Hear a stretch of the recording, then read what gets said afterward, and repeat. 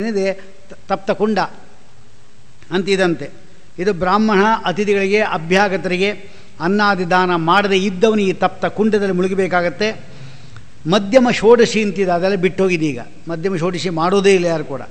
ಒಟ್ಟು 48 ಶ್ರಾದ್ದ ಮಾಡಬೇಕಾಗಿದೆ. 16 ಮೂರಲಿ 48 ಶ್ರಾದ್ದ ಇದೆ.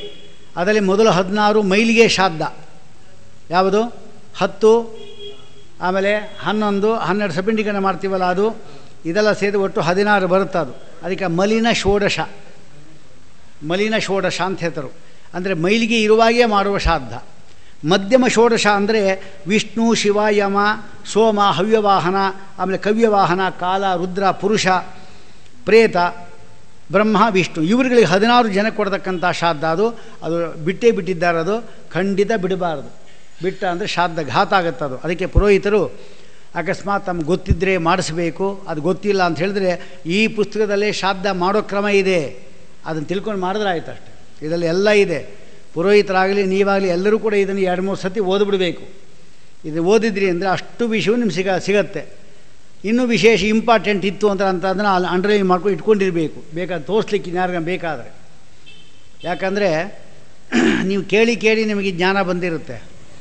ಕೇಳಿ ಪುರೋಹಿತರಿಗೆ ಕೇಳೋದೇ ಇಲ್ಲ. ಅವರು ಕೇಳೋ ತಲೆನೇ ಇರಲ್ಲ ಅವ್ರಿಗೆ. ಯಾಕೆಂದ್ರೆ ನಮಗೆಲ್ಲ ಗೊತ್ತು ಬಿಡ್ರಿ ಏನು ಕೇಳೋದು ಅಂತಾರೆ. ಹಾಗಲ್ಲ, ಶ್ರಾದ್ದದ ವಿಚಾರ ಎಷ್ಟು ಹೇಳಿದರು, ಎಷ್ಟು ಓದಿದರು, ಎಷ್ಟು ಕೇಳಿದರು, ಅದು ಇನ್ನೂ ಕೂಡ ಕ್ವಶನ್ ಮಾರ್ಕ್ ಇದ್ದೇ ಇರುತ್ತೆ. ಎಷ್ಟು ಕೇಳಿದರೂ ಅಷ್ಟೇ. ಯಾಕೆ ದೊಡ್ಡ ಶಾಸ್ತ್ರ ಅದು, ಅದಕ್ಕೋಸ್ಕರವಾಗಿ. ಆದ್ದರಿಂದ ಇದೆಲ್ಲ ನೀವು ತಿಳ್ಕೊಂಡು ಆ ಪ್ರಕಾರ ಮಾಡಬೇಕು. ಇದಾದಮೇಲೆ ಉತ್ತಮ ಷೋಡಶಿ ಅಂತಿದೆ. ಆಮೇಲೆ ಮಾಡ್ತಕ್ಕಂಥ 16 ಶ್ರಾದ್ದ ಬರುತ್ತೆ ನೋಡಿ. ಅಂದರೆ ಸಪಿಂಡೀಕರಣ ಆದಮೇಲೆ 16 ಶ್ರಾದ್ದ ಮಾಡ್ತೀವಲ್ಲ, ಅದು ಉತ್ತಮ ಷೋಡಶ. ಅದು ಮೈಲಿಗೆ ಏನಿರಲ್ಲ ಆಗ. ಹೀಗೆ ಒಟ್ಟು 16. ಈಗ ಮಧ್ಯದ ಬಿಟ್ಟೋಗಿದೆ, ಅದನ್ನು ಸೇರಿಸ್ಕೋಬೇಕು. ஆனால் ಏನು ಕಷ್ಟ ಏನಿಲ್ಲ ಅದಕ್ಕೆ. ಅದು ಏನು ಕಷ್ಟವೂ ಇಲ್ಲ ಅದಕ್ಕೆ. ಇಲ್ಲಿ ಕ್ರಮ ಕೊಟ್ಟು ಆ ಕ್ರಮದಲ್ಲಿ ಮಾಡಿದ್ರೆ ಆಯ್ತು ಅಷ್ಟೇ. ಪುರೋಹಿತರು ಹೇಳ್ಬೋದಪ್ಪ, ನಿಮಗೊಂದು 500 ರೂಪಾಯಿ ಜಾಸ್ತಿ ಕೊಡ್ತೀವಿ, ಇದನ್ನು ಕೂಡ ಹಾಕ್ಸ್ಬಿಡು ಅಂತ ಹೇಳಬೇಕು. ಅಷ್ಟೇನೇ ಮಾಡ್ತಾರೆ. ದುಡ್ಡು ಕೊಟ್ಟರು ಮಾಡ್ತಾರೋ, ಇಲ್ಲ ಮಾಡೋದೇ ಇಲ್ಲ. ಅದು ಕೊಡೋದೇ ಇಲ್ಲ ಅವರು. ಅದೇ ವಿಶೇಷ. ಅಲ್ಲಿ ಬಿಲ್ ಬರೆದಿರ್ತಾರಲ್ಲಿ, ಆಚಾರಿಗೆ ಶ್ರಾದ್ದ ಎಲ್ಲ ಸೇರಿ 250 ರೂಪಾಯಿ ಅಂತ ಬರೆದಿರ್ತಾರೆ. ಅವರಪ್ಪಣ ಇನ್ನೊಂದು ಅವರಪ್ಪ ಬಂದು 100 ರೂಪಾಯಿ ಕೊಡ, ಅವನು ಜಾಸ್ತಿ ಅಂದರೂ ಕೊಡಲ್ಲ. ಅವನು ರಸೀದಲ್ಲಿ ಬರೆದಿದ್ದಾರೆ, ಅಷ್ಟೇ ಕೊಡೋದು ನಾನು ಅಂತಾನು. 250 ರೂಪಾಯಿ ಯಾವನೇ ಬರುತ್ತೆ? ಎಷ್ಟು ಮಂತ್ರ ಹೇಳಬೇಕು, ತಿಳ್ಕೊಳ್ಳೋದು ಬೇಡವಾ? ಡಾಕ್ಟ್ರ್ ಹತ್ರ ಹೋದರೆ, ಒಂದು ಸಾರಿ ಡಾಕ್ಟ್ರ್ ಹತ್ರ ಹೋದರೆ ಕಡೇ ಪಕ್ಷ ಅವನು ಏನು ಒಂದು ಸರಿ 10,000 ತೊಗೊಳ್ಳದೆ ಬಿಡಲ್ಲ ಅವನು. ಒಂದು ಸಾರಿ ಹೋದರೆ ಅದು ಆ ಚೆಕ್ ಮಾಡು, ಈ ಚೆಕ್ ಮಾಡು, ಬರೀ ಹೇಳಿ ಸುಳ್ಳು ಹೇಳಿ ಆ ದುಡ್ಡು ತೊಗೊತಾನೆ. 3 ಗಂಟೆ ಹೊಡ್ಕೋಬೇಕು ಈ ಪಕ್ಷದಲ್ಲಿ, ಅಷ್ಟಿದೆ. ಅದೇನೋ ಆ ಸತ್ತೋದರ ಸಂಖ್ಯೆ ಜಾಸ್ತಿ ಆದೋದ್ರೆ ಇವನ ಹಣ ಬಿದ್ದೋಗಿರುತ್ತೆ ಪುರೋಹಿತಂದು. ಹಾಗಿರುವಾಗ ಅವನಿಗೆ 50 ರೂಪಾಯಿ ಇಷ್ಟೆಲ್ಲ ಕೊಟ್ಟು ಹಿಂಗೆ ಮಾಡ್ತೀವಿ ಅಂದರೆ ಯಾವತ್ತೂ ಅಷ್ಟೇ. ಕರ್ತೃವಿಗೆ ಎಷ್ಟೆಷ್ಟು, ಕರ್ತೃವಿಗೆ ಅಂದರೆ ಏನು? ಕರ್ತೃವು ಆ ಪುರೋಹಿತ ಇದ್ದಾನಲ್ಲ, ಅವನಿಗೆ ಎಷ್ಟೆಷ್ಟು ರೀತಿ ಸಂತೋಷ ಪಡಿಸಿದ್ರೂ ಕಡಿಮೆನೇ. ತನ್ನ ಸರ್ವಸ್ವವನ್ನು ಕೊಡಬೇಕು ಅಂತಿರೋದು. ಅಷ್ಟಕ್ಕೆಲ್ಲ ಹೋಗೋದು ಬೇಡ ನಾವು. ಆದರೆ ಅವನು ಮಾಡಿಸಿದಕ್ಕೆ ಪಾಪ ಸರಿಯಾಗಿ 1,000 ರೂಪಾಯಿ ದಕ್ಷಿಣೆ ಕೊಡೋದು ಬೇಡ. ಒಂದು ಶ್ರಾದ್ದ ಮಾಡಿಸಿದ್ದಕ್ಕೆ 2 ಮಾಡಬೇಕು. ಆ ಕರ್ತೃವಿ ಏನು ಮಾಡಿಸ್ತಾ ಇದ್ದಾನೆ ಪುರೋಹಿತ, ಅವನೇನೇ ಆ ಈ ಶ್ರಾದ್ದದಲ್ಲಿ ಪ್ರಧಾನ ಬ್ರಾಹ್ಮಣ. ಅವನ ಜೊತೆ ಇನ್ನೊಬ್ಬನು. ಇದಲ್ಲದೆ ಮಾಡಿಸಿದ್ದಕ್ಕೆ ಒಂದು ಬೇರೆ ದುಡ್ಡು. ಇಷ್ಟು ಕೊಟ್ಟರೆ ಪರವಾಗಿಲ್ಲ ಅಂದ್ಕೊತಾರೆ. ಬ್ರಾಹ್ಮಣರಿಗೆ ಎಷ್ಟು ಕೊಟ್ಟರು ಕಡಿಮೆನೇ. ಆದರೂ ಕೂಡ ನಮ್ಮದು ನೋಡಬೇಕಲ್ಲ. ಹಾಗೆ ಆ ಬ್ರಾಹ್ಮಣ ನೀವಷ್ಟೇ ಅದೆಲ್ಲೋ ಇಟ್ಟಿರ್ತಾರೆ ನೋಡಿ, 1 ರೂಪಾಯಿ ಇಷ್ಟೆಷ್ಟು ಪೈಸೆ ಇಟ್ಟಿರ್ತಾರೆ ನೋಡ್ರಿ. ಆ ಶ್ರಾದ್ದ ಸರಿ ತೆಗಿತಾರೆ. ನಾವು ಒಂದು ಸತಿ ಕೇಳಿದ್ರಿ, ಯಾವ ದೇವಸ್ಥಾನಕ್ಕೆ ಹೋಗಿ ಭಿಕ್ಷೆ ಬೇಡಿದ್ರಿ ಅಂದರೆ, ಸರಿ ಈಗ 1 ರೂಪಾಯಿ ಇಷ್ಟು 4 ಆಣೆ ಬರ್ತಾ ಇತ್ತಲ್ಲ, ಅದನ್ನು ಇಷ್ಟಿಷ್ಟೇ ಇತ್ತು ಆ ಪೈಸೆಗಳು, ಅದು ತಂದಿಟ್ಟಿದ್ರು. ಇದನ್ನು ಪಿದುಗಳು ನೋಡಿದ್ರೆ ಜಾಡ್ಸಿ ಒದಿತಾರಷ್ಟೇ. ನಿಮಗೆ ಮೊದಲು ಬಿಸಾಕಿ 10 ರೂಪಾಯಿ ಇಡು ಅಂದೆ. ಆಮೇಲೆ ಇಲ್ಲ ನೀ ಇಡ್ಲಿಕ್ಕೆ ಆಗಲ್ಲ ಅಂತ ಹೇಳಿ ನಾನೇ ಇಡ್ತೀನಿ, ನನಗೆ ಬರಲಿ ಪುಣ್ಯ ಅಂದೆ. ಆಮೇಲೆ ತಂದಿಟ್ಟ ಬೇರೆ. ಕೆಲವು ಅಜ್ಞಾನದಿಂದ, ಕೆಲವು ಜಿಪುಣತನದಿಂದ, ಕೆಲವು ಏನು ಇಷ್ಟೇ ಕೊಟ್ಟರೆ ಆಯ್ತಲ್ಲ ಅಂತ ಉದಾಸೀನದಿಂದ, ಈ 3ರಿಂದ ಅನ್ಯಾಯ ನಡೀತಾ ಇದೆ. ಅದಕ್ಕೋಸ್ಕರ ಪುರೋಹಿತನಿಗೆ ವಿಶೇಷವಾದ ರೀತಿಯಲ್ಲಿ ಗೌರವ ಕೊಟ್ಟು ಅವನ ಕಾಪಾಡಿಕೊಂಡು ಎಷ್ಟು ಮಂತ್ರಗಳು ಹೇಳಬೇಕು ಅಷ್ಟೇ. ಅವನೇ ಮಾಡ್ತಾನಂದರೆ ಸರಿಯಾಗಿ ದುಡ್ಡು ಬರಲಿಲ್ಲ ಅಂದರೆ ಮಂತ್ರ ಮೊಟಗೊಳಿಸ್ತಾನೆ. ಅವನದೇನು ತಪ್ಪೇನಾಗಲ್ಲ. ಆಗ ಅವನೇನು ತಪ್ಪಿರೋದಿಲ್ಲ. ಯಾಕೆಂದ್ರೆ ಇವನು ಜಿಪುಣಂಗೆ ಮಾಡಿಸಿದ್ರು ಒಂದು ಬಿಟ್ಟರು ಒಂದೇ ಅಂತ ಹೇಳ್ತಾರೆ. ಅದಕ್ಕೋಸ್ಕರ ವಸ್ತುದ ಹೇಗೆ ಗೊತ್ತಾ ಶಾಸ್ತ್ರ ಹೇಳೋದು, ನಿಮ್ಮ ಮನೆಗೆ ನೀವು ಪ್ರತ್ಯೇಕವಾಗಿ ನೀವು ಶ್ರಾದ್ದ ಮಾಡಿಸ್ಲಿಕ್ಕೆ ಅವನ ಕರೆದ್ರಿ ಅಂದರೆ ಬಂದ ತಕ್ಷಣ ಅವನ ಕಾಲು ತೊಳೆದ ಒಂದು 500 ರೂಪಾಯಿ ಅವನ ಕೈಲಿ ದಕ್ಷಿಣೆ ಹಾಕ್ಬಿಡ್ಬೇಕು. ಯಾಕೆ ಗೊತ್ತಾ? ಸರಿಯಾಗಿ ಮಂತ್ರ ಬರಬೇಕು. ಅದಕ್ಕಾಗಿ 500 ರೂಪಾಯಿ. ಮದುವೆ ಮಾಡಿಸ್ಲಿಕ್ಕೆ ಬಂದಿದ್ದಾನ ಪುರೋಹಿತ, ಮೊದಲು 1,000 ರೂಪಾಯಿ ಇಟ್ಟು ಕೂತ್ಕೊಳ್ಪ ಬಾಯಿಲಿ. 1,00,000 ರೂಪಾಯಿ ಖರ್ಚು ಮಾಡಿದ್ದೀವಿ. ಆ ವಾದ್ಯವನಿಗೆ 15,000 ರೂಪಾಯಿ ಕೊಟ್ಟಿವಿ. ವಾದ್ಯವನಿಗೆ ನೀನು ಅವನಿಗಿಂತ ಜಾಸ್ತಿ ಬೆಳಿಗ್ಗೆ 6 ಗಂಟೆಯಿಂದ ಸಾಯಂಕಾಲ 6 ಗಂಟೆವರೆಗೂ ಶಂಖವಾದ್ಯ ಮಾಡಿದ್ದೀನಿ ನೀನು, ನಿಂಗೆ ಕೊಡದೇ ಇದ್ರೆ ಹೇಗೆ ಅಂತ ಹೇಳಿ ಮೊದಲು 1,000 ರೂಪಾಯಿ ಕೊಟ್ಟು ಆಮೇಲೆ ಇದು ಮಾಡಿಸಿ ಸಂತೋಷವಾಗಿ ಅಷ್ಟು ಮಂತ್ರವನ್ನು ಹೇಳ್ತಾನೆ. ಮಂತ್ರ ಒಂದು ಲೋಪ ಆಗಬಾರ್ದು. ನಾವು ಏನಾದರೂ ತೊಂದರೆ ಮಾಡಿ ಮಂತ್ರ ಲೋಪ ಆಯಿತು ಅಂದರೆ ಶ್ರಾದ್ದ ಘಾತ ಆಗುತ್ತೆ, ಅಲ್ಲಿ ಡೈವರ್ಸ್ ಆಗುತ್ತೆ. ಮಂತ್ರ ಕಡಿಮೆ ಹೇಳಿದ್ರೆ ಎಲ್ಲ ಮಂತ್ರಗಳು ಹೇಳಿದ್ರೇ ಅದು ಜೀವಂತವಾಗಿ ಉಳಿಯೋದು, ಇಲ್ಲದು ಹೋಗ್ತಾ ಇರುತ್ತೆ. ಅದು ಯಾರ್ಯಾರಿಗೂ ಎಷ್ಟೆಷ್ಟೋ ಖರ್ಚು ಮಾಡ್ತಾರೆ, ಸಾವಿರಾರು ರೂಪಾಯಿಗಳು ಪುರೋಹಿತರಿಗೆ ಕೊಡೋದಿಲ್ಲ, ಹಾಗೆ ಮಾಡ್ತಾರೆ. ಒಂದು ನಾನೇ ಒಂದು ಕಡೆ ಮದುವೆ ಮಾಡಿದೆ, ಏನು ಬೇಕಷ್ಟು ಮಾಡಿದ್ರು. ಎಷ್ಟು ಕೊಡಬೇಕು ನಿಮಗೆ ಅಂದರು. ಆ ವಾದ್ಯದವನು ಇದ್ದಾನಲ್ಲ ಅವನಿಗೆ ಎಷ್ಟು ಕೊಡ್ತಾ ಇದ್ದೀರೋ ಅದನ್ನು 4 ಭಾಗ ಮಾಡಿ 4ನೇ ಒಂದು ಭಾಗ ನಂಗೆ ಕೊಡಿ ಸಾಕು ಅಂತ. ಅವನಿಗೆ 15,000 ರೂಪಾಯಿ ಹೇಳಿದರು. ನಂಗೆ ಎಷ್ಟು ಬಂತು? 3,500 ರೂಪಾಯಿ ನಂಗೆ ಕೊಡಿ. ಅದು 3 ಜನ ಕರ್ಕೊಂಡು ಹೋಗಿದ್ದೆ ನಾನು. ಅವರು 400 ರೂಪಾಯಿ ನಂಗೆ ಕೊಟ್ಟರು. ಎಲ್ಲಮ್ಮ ನಾ ಹೇಳಿದ್ದೆ ಇಲ್ಲಿ ಅಂದರೆ ಇಲ್ಲ ಅಷ್ಟೇ ಅಂದರು. ಸಂತೋಷ. ಆ ಹುಡುಗಿನ ಕೂತಿದ್ಲಲ್ಲಿ, ತೊಗೊಳಮ್ಮ ನನ್ನ ಮಗಳು ನೀನು, ಈ 400 ರೂಪಾಯಿ ತಗೋ ಇಟ್ಕೋ ಆಯಿತಾ, ನನ್ನ ಕಾಣಿಕೆ ನೀನು ಕೊಟ್ಟಿದ್ದೀನಿ, 100 ವರ್ಷ ಚೆನ್ನಾಗಿರು. ಸುಮ್ಮನೆ 400 ರೂಪಾಯಿ ಇಸ್ಕೊಂಡಿದ್ದೆ ವೇಸ್ಟಾ? ಅದಕ್ಕೆ ಅವರು ಕೊಟ್ಬಿಡೋದೇ ವಾಸಿ. ಯಾರೊಬ್ಬರು ಶ್ರಾದ್ದ ಮಾಡಿಸಿದ್ರಂತೆ, ಎಲ್ಲ ಮಾಡಿಸ 50 ರೂಪಾಯಿ ಕೊಟ್ಟರಂತೆ. ಇವರೇ ಮಾಡಿದ್ರು, ಇವ್ರು ಜೋನ 50 ರೂಪಾಯಿ ತೆಗೆದ್ರಂತೆ. ಏನಂದ್ರೆ ನಮ್ಮ ಪದ್ಧತಿ ಏನಂದರೆ ಯಾರು 50 ರೂಪಾಯಿ ಕೊಡ್ತಾರೆ ಅವ್ರು 50 ರೂಪಾಯಿ ಕೊಟ್ಟು ಸೇರಿಸ್ಕೊಡೋದು ನಮ್ಮ ಪದ್ಧತಿ, ನಮ್ಮ ಪುರೋಹಿತ ಪದ್ಧತಿ. ತೊಗೊಂಡು ಅವಾಗೆ ಕೊಟ್ಬಿಟ್ರು. ಹೀಗೆ ಇದಕ್ಕೆ ಹೋಗಬಾರ್ದು ಯಾವತ್ತು ಕೂಡ, ಇಷ್ಟು ಕನಿಷ್ಠ ಆಗಬಾರ್ದು ನಾವು. ಯಾರು ಕಣ್ಣಿಗೆ ಓದ್ಕೊಂಡು ತೊಗೊಂಡ್ರು ಅವರೇ.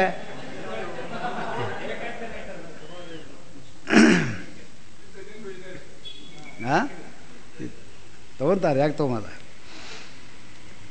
ಆಗಾಗ ತಿಳ್ಕೊಬೇಕಲ್ಲ ಅವನ ಬುದ್ಧಿ, ಅವನು ಅಲ್ವಾ? ಹಾಂ, ಅಂತೂ ಇದೆಲ್ಲ ತಿಳ್ಕೊಬೇಕು. ಮುಂದಿದ್ದು ನಗೇಂದ್ರ ಭವನ ಅಂತಿದೆ. ನಗೇಂದ್ರ ಭವನ ಅಂದರೆ ಅದು ಪರ್ವತದಂತೆ ನಗ ಅಂದರೆ ಏನು? ಗ ಅಂದರೆ ಗಮನ, ಅಲ್ಲಾಡೋದು. ಇಲ್ಲ, ಒಂದೇ ರೀತಿ ಇರೋದು ನರಕ. ಅದು ಇಲ್ಲಿ ಬಿದ್ದವರು ಹೇಳಲಿಕ್ಕೂ ಸಾಧ್ಯ ಇಲ್ಲ. ಅದಕ್ಕೆ ಅಪ್ರತಿಷ್ಠ ಅಂತ ಒಂದು ಹೆಸರು. ಏನಿದಿಲ್ಲಿ? ಕೀವು ಮಲ ಮೂತ್ರಗಳೇ ತುಂಬಿರತಕ್ಕಂಥದ್ದು. ಬ್ರಾಹ್ಮಣರಿಗೆ ಹಿಂಸೆ ಮಾಡಿದವರಿಗೆ, ಬ್ರಾಹ್ಮಣರ ಸೊತ್ತನ್ನು ಅಪಹಾರ ಮಾಡಿದವರಿಗೆ, ಶಾರೀರಿಕ ದಂಡನವನ್ನು ಕೊಟ್ಟವರಿಗೆ ಅದು ನಗ ಇಂದ್ರಭವನಂ ಅಂತ ಅದಕ್ಕೆ ಹೇಳ್ತರು. ಇಲ್ಲಿ ಬಿದ್ದವರು ಹೇಳೋದೇ ಇಲ್ಲ. ಆದ್ದರಿಂದ ಇಂದ್ರಭವನಕ್ಕೆ ಅವರು ಹೋಗೋದೇ ಇಲ್ಲ, ಸ್ವರ್ಗಕ್ಕೆ ಹೋಗೋದೇ ಇಲ್ಲ. ಅದಕ್ಕೋಸ್ಕರ ನಗೇಂದ್ರ ಭವನ ಅಂತ ಹೇಳ್ತರು. ನೋಡಿ ಹೇಳಿಕೆ ಹೆಸರೇನು? ನಗೇಂದ್ರ ಭವನ ಅಂದರೆ ಯಾವುದು? ಶೇಷದೇವರು ಇಂದ್ರದೇವರ ಪಟ್ಟಣಕ್ಕೆ ಹೋಗ್ತಾರೆ ಅಂತ ಅನ್ಸುತ್ತೆ ಆ ಶಬ್ದ. ವಿರುದ್ಧ ಲಕ್ಷಣ ಅದು ಅಲ್ವಾ? ಅದಕ್ಕೆ ಅರ್ಥ ಏನು? ಹೋಗೋದೇ ಇಲ್ಲ. ಇಂದ್ರಭವನಂ, ಇಂದ್ರಭವನಕ್ಕೆ ಹೋಗೋದೇ ಇಲ್ಲ ಅವನು. ಅದಕ್ಕೆ ನಗೇಂದ್ರ ಭವನ ಅಂತ ಹೆಸರು.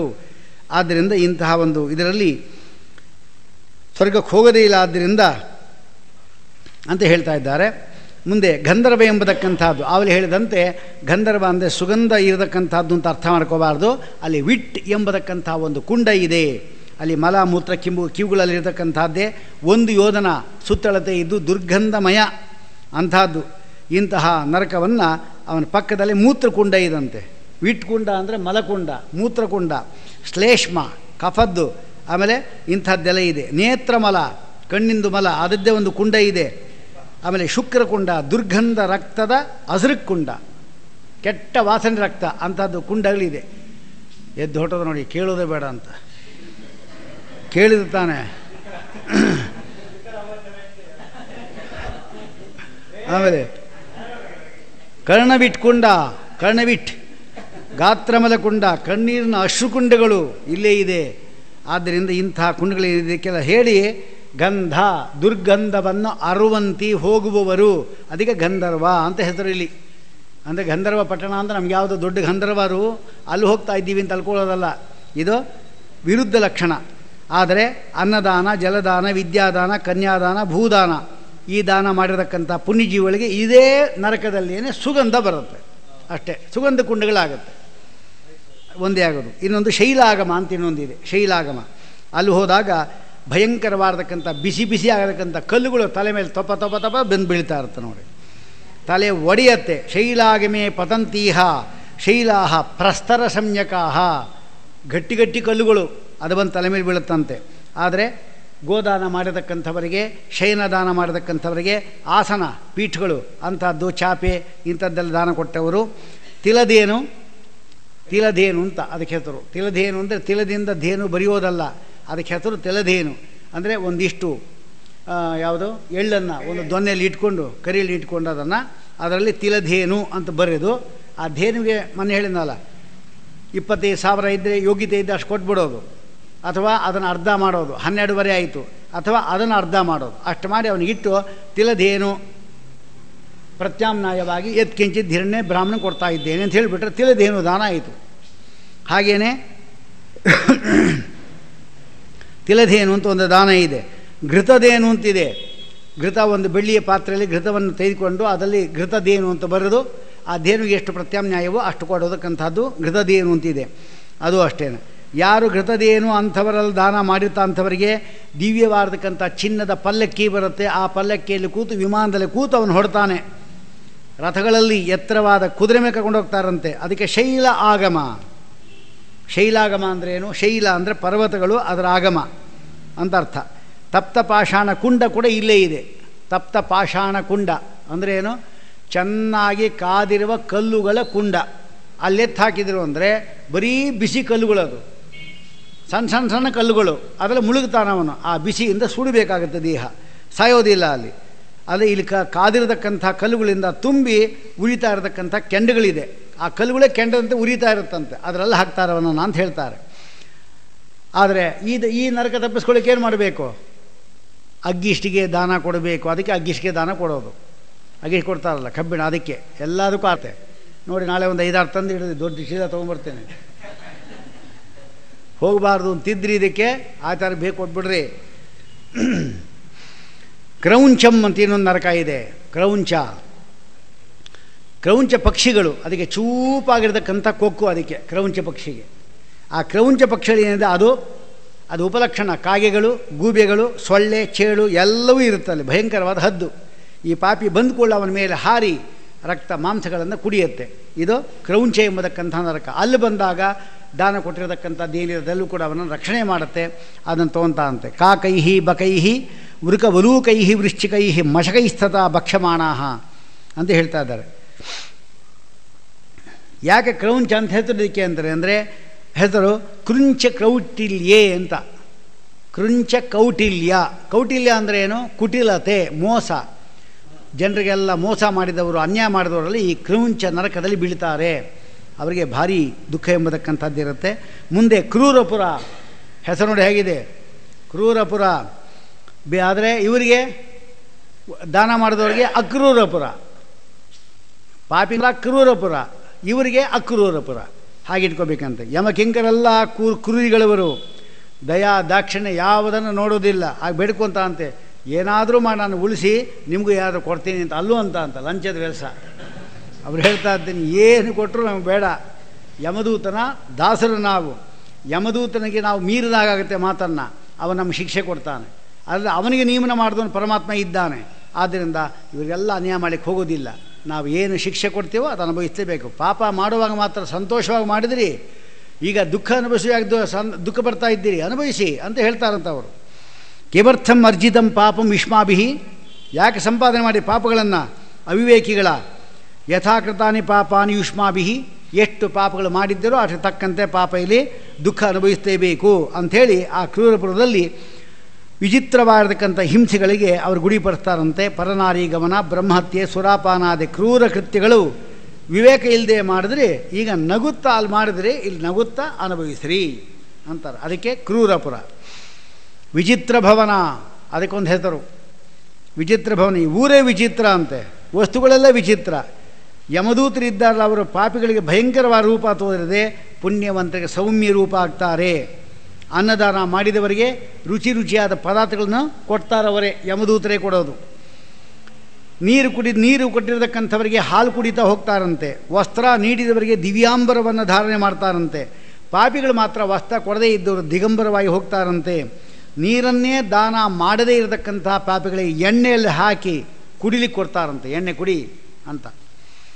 ಧರ್ಮಶೂನ್ಯಾಹ ನರಾಹ ಅಂತ ದುಃಖೇನ ವೃಷಮರ್ದಿತಾಹ. ಆಮೇಲೆ ಬಖ್ವಾಪದಂ ಇನ್ನೊಂದು. ನಗರದ ಎಲ್ಲಿ ನೋಡಿದ್ರು ಕೂಡ ಆಪತ್ತುಗಳೇ. ಬಖ್ವಾಪದ ಎಲ್ಲಿ ಹೋದರೂ ಆಪತ್ತುಗಳು ಇದರಲ್ಲಿ. ಕೆಲವು ಕಡೆ ಕೆಸರು, ಮತ್ತೊಂದು ಕಡೆ ಅಗ್ನಿ, ಇನ್ನೊಂದು ಕಡೆ ಕಾದಿರತಕ್ಕಂಥ ಮರಳು, ಕೆಲವು ಕಡೆ ಕಾಡು ಕಿಚ್ಚು, ಇನ್ನೊಂದು ಕಡೆ ಚೂಪಾದ ಕಲ್ಲುಗಳು ತಲೆ ಮೇಲೆ ಬಂದು ಬೀಳುತ್ತೆ. ಗಾಢಾಂಧಕಾರವಾದ ಗುಹೆಗಳಲ್ಲಿ ಪ್ರವೇಶ, ಕೆಲವು ಹುಲಿಗಳ ಆರ್ಭಟ, ಇದಲ್ಲದೆ ಭಯಂಕರ ಚಳಿ ಜ್ವರ, ಕೊಚಿ ಜ್ವರ ಅಂತಿದೆ, ಜ್ವರ ಬಂದ್ಬಿಡುತ್ತೆ ಅವನಿಗೆ. ಅಲ್ಲಿ ಹೋದರೆ ನಮ್ಗೆ ಜ್ವರ ಬಂದಿದೆ ಬಿಡ್ರಪ್ಪ ಅಂದರೆ ಅವ್ರು ಬಿಡ್ತಾರನವರು ಬಿಡೋದಿಲ್ಲ. ಆಮೇಲೆ ದುಃಖದ ಇನ್ನೊಂದು ನರಕ, ದುಃಖವನ್ನು ನೀಡಲಿಕ್ಕೂ ಸಮರ್ಥ, ದುಃಖವನ್ನು ಪರಿಹಾರ ಮಾಡಲಿಕ್ಕೂ ಸಮರ್ಥ, ಅದಕ್ಕೆ ದುಃಖದ ಅಂತ ಹೇಳ್ತಾರೆ. ದುಃಖಂ ದದಾತೀತಿ ದುಃಖದ, ದುಃಖಂ ದ್ಯತಿ ಇಲ್ಲ ಅಂತೆ ಮಾಡೋದು, ಎರಡೂ ಇದೆ ದುಃಖದ.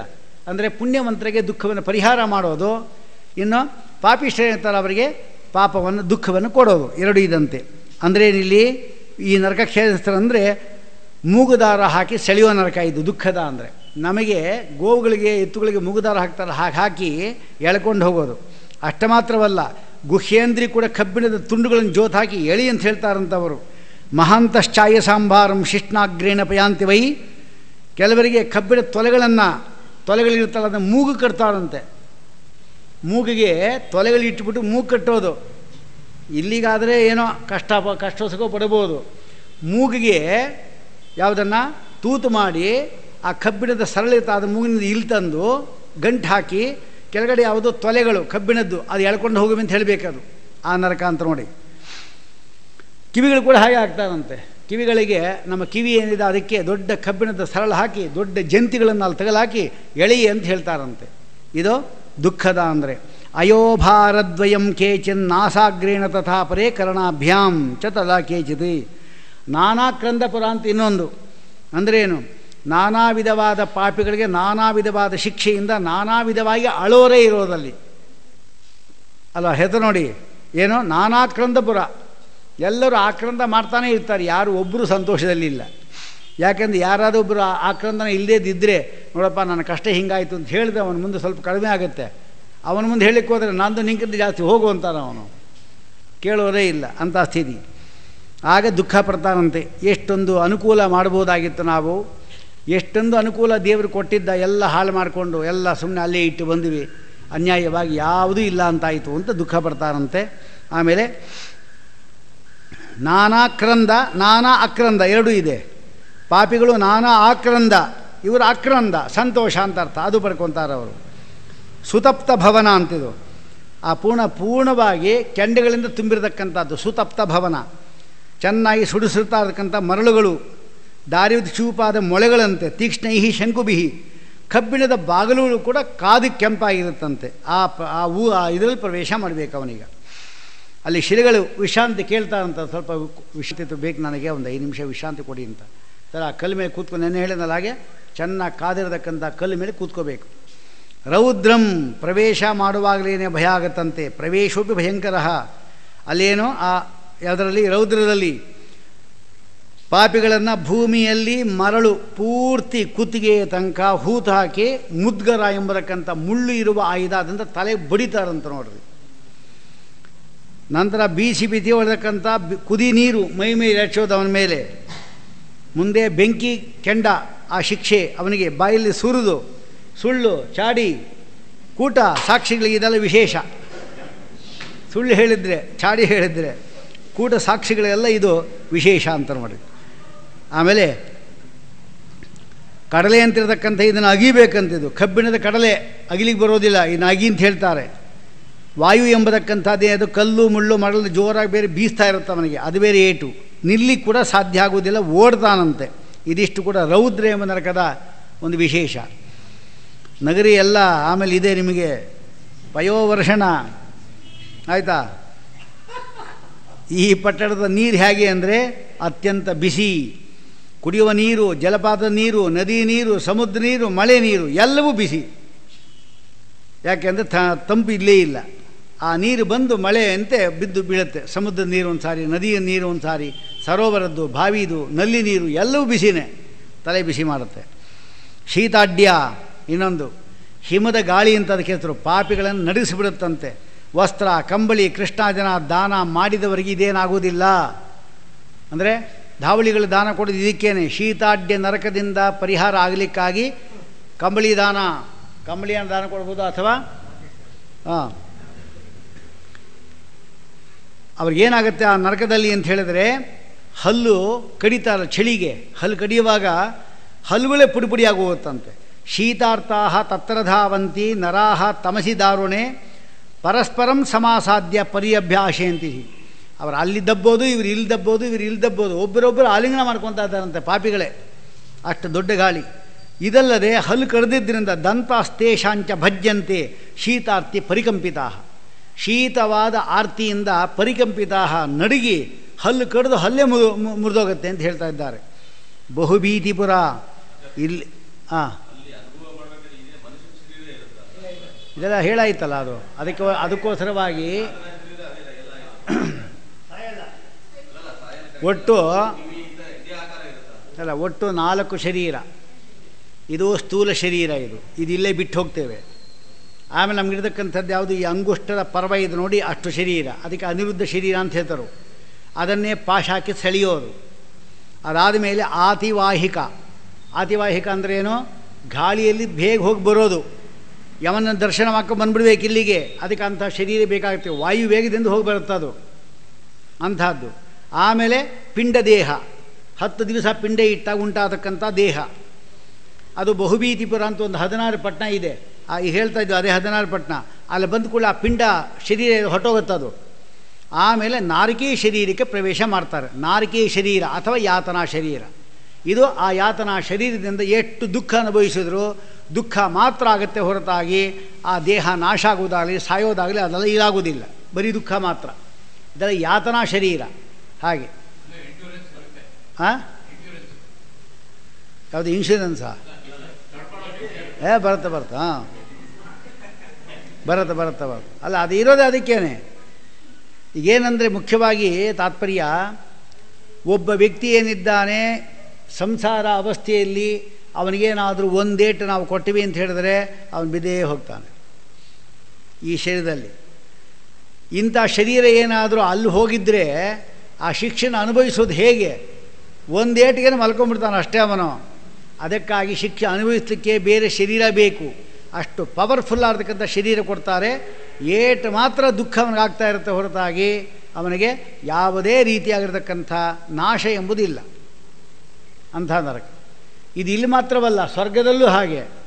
ತುಂಬ ಹಸಿವೆ ಆಗ್ತಾ ಇತ್ತು, ಒಂದು ಊಟ ಹಾಕಿ ಒಳ್ಳೆ ಉಪಚಾರ ಮಾಡಿಬಿಟ್ಟ ಅಂದರೆ ಪ್ರಾಣ ಬಂತಪ್ಪ ಬದುಕಿದೆ ಅಂತ ಹೇಳಿಬಿಡ್ತಾರೆ. ಇಷ್ಟು ಅನ್ನ ಕೊಟ್ಟಿದ್ದಕ್ಕೇನವರು ಸ್ವರ್ಗದಲ್ಲಿ ಬರತಕ್ಕಂಥ ಸುಖವನ್ನು ಅನುಭವಿಸಲಿಕ್ಕೆ ಈ ಶರೀರ ಸಾಕಾಗೋದಿಲ್ಲ. ಅದಕ್ಕಾಗಿ ತೈಜಸಿಯ ಶರೀರ ಕೊಡ್ತಾರಲ್ಲಿ. ಅಂದ್ರೇನು? ದೀಪದಂತೆ ಪ್ರಕಾಶಮಾನವಾದ ಶರೀರ. ಅದು ಎಷ್ಟು ಬೇಕೋ ಸುಖ ಅನುಭವಿಸಲಿಕ್ಕೂ ನಮಗೆ ಅವಕಾಶ ಇದೆ. ಹಾಗೆ ಅದೇ ರೀತಿಯಲ್ಲಿ ಯಾತನಾ ಶರೀರ, ಅಲ್ಲಿ ತೈಜಸಿಯ ಶರೀರ ಕೊಡ್ತಾರೆ. ಬೆಳಕಿನಂತೆ ಈ ದೀಪದಂತೆ ಇರತಕ್ಕಂಥ ಶರೀರ. ಎಲ್ಲ ಪವರ್ಫುಲ್ ವ್ಯಕ್ತಿಗಳೆಲ್ಲ ಹಾಗಿರೋರು. ಅದು ಪುಣ್ಯ ಮಾಡತಕ್ಕಂಥ ವ್ಯಕ್ತಿಗಳು ಮಾತ್ರ. ಏನೇನು ಪುಣ್ಯ ಮಾಡೋದಕ್ಕೆಲ್ಲ ತಕ್ಕಂತೆ ನೀವು ಅಲ್ಲಿ ಸುಖ ಅನುಭವಿಸಲೇಬೇಕು. ಯಾರಾದರೂ ಒಬ್ಬ ವ್ಯಕ್ತಿ ಗಂಡನನ್ನು ವಿಶೇಷವಾಗಿ ಅವನ ಅಂತರ್ಯಾಮಿಯಾದ ಪರಮಾತ್ಮನ ಸ್ತೋತ್ರ ಮಾಡಿ ಅವಳು ಮುತ್ತೈದೆ ಆಗಿರುವಾಗೆ ಹೊಟ್ಟೋದ್ಲು ಅಂತ ಆದರೆ ಅವಳಿಗೆ ಪತಿಲೋಕ ಅಂತ ಒಂದಿರುತ್ತೆ. ಪತಿಲೋಕ ಅಂತ ಇವನು ಪ್ರಾರಬ್ಧ ಕರ್ಮದ ಪತಿ, ಇವನಲ್ಲಿ ಬರ್ತಾನೆ ಅಂತ ಅರ್ಥ ಅಲ್ಲ. ಆದರೆ ಇವನೇ ನೀತ ಪತಿ ಆಗಿದ್ದರೂ ಆಗಿರ್ಬೋದು, ಆಗ ಇವನೇ ಅಲ್ಲಿ ಬರ್ತಾನೆ.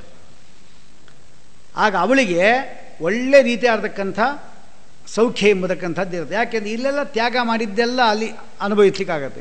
ಒಂದೇ ಯುಕ್ತಿ ನೋಡಿ. ಇಲ್ಲೆಲ್ಲ ನೀವು ಚೆನ್ನಾಗಿ ತಿಂದಿದ್ರಿ ಅಂದರೆ ಅಲ್ಲಿ ಸುಖ ಕಡಿಮೆ, ಅಲ್ಲೇನಿಲ್ಲ. ಯಾಕೆ ಏನು ಸಿಗಬೇಕಾದ ಅನುಭವಿಸಾಯ್ತಲ್ಲ, ಅದಕ್ಕಾಗಿ. ಇಲ್ಲಿ ನೀವು ತ್ಯಾಗ ಮಾಡಿದ್ರಿ ಅಂದರೆ ಅಲ್ಲಿ 10 ಪಟ್ಟು ಜಾಸ್ತಿ ನಿಮಗೆ. ಇಲ್ಲಿ 1 ವರ್ಷ ನಿರಂತರವಾಗಿ ನೀವು ಒಳ್ಳೆ ಕೆಲಸ ಮಾಡಿದ್ರಿ ಅಂದರೆ ಅಲ್ಲಿ 10 ವರ್ಷ ನೀವು ಅಲ್ಲಿ ಇರ್ಬೋದು. ಆದರೆ ಆ ಸ್ವರ್ಗದಿರತಕ್ಕಂಥ 10 ವರ್ಷಕ್ಕೂ ನರಕದ 10 ವರ್ಷಕ್ಕೂ ಇಲ್ಲಿ 10 ವರ್ಷಕ್ಕೂ ಒಂದೇ ರೀತಿ. 365 365 365 ಬೇರೆ ಇಲ್ಲ. ಸ್ವರ್ಗದಲ್ಲಿ ಬೇರೆ ನಿಯಮ ಇಲ್ಲ. ಬ್ರಹ್ಮಲೋಕದಲ್ಲಿ ತಪೋಲೋಕ ಜನೋಲೋಕ ಅಲ್ಲಿ ಮಾತ್ರ ಬೇರೆ ಬೇರೆ. ಅಂದರೆ ಇದೊಂದು ನರಕ ಆಯಿತು. ಆಮೇಲೆ ಬಹುಭೀತಿಪುರ ಶೀತಾಡ್ಯ ಆಯ್ತಲ್ಲ, ಇದರಲ್ಲಿ ನರಕಗಳ ನಿಕೃಂತನ ಅಂತ ಹೇಳ್ತಾರೆ. ಈ ನರಕದಲ್ಲಿ ಕೇಳ್ರಿ, ನಿಕೃಂತನ ಬಹುಭೀತಿಪುರ. ಅದರಲ್ಲಿ ನಿಕೃಂತನ ಅಂದ್ರೇನು? ಉಗುರನ್ನು ಕಿತ್ತು ಹಾಕೋದು. 20 ಉಗುರನ್ನು ಕೂಡ ಕಿತ್ತು ಹಾಕ್ಬಿಡ್ತಾರೆ. ಪುನಃ ಬೆಳೆಯುತ್ತೆ, ಪುನಃ ಕಿತ್ತಾಕ್ತಾರೆ. ಅದಕ್ಕೆ ನಿಕೃಂತನ, ನಖ ನಿಕೃಂತನ ಅಂತ ಅದಕ್ಕೆ ಹೆಸರು ನರಕಕ್ಕೆ. ಉಗುರು ಕಿತ್ತು ಹಾಕೋ ನರಕ.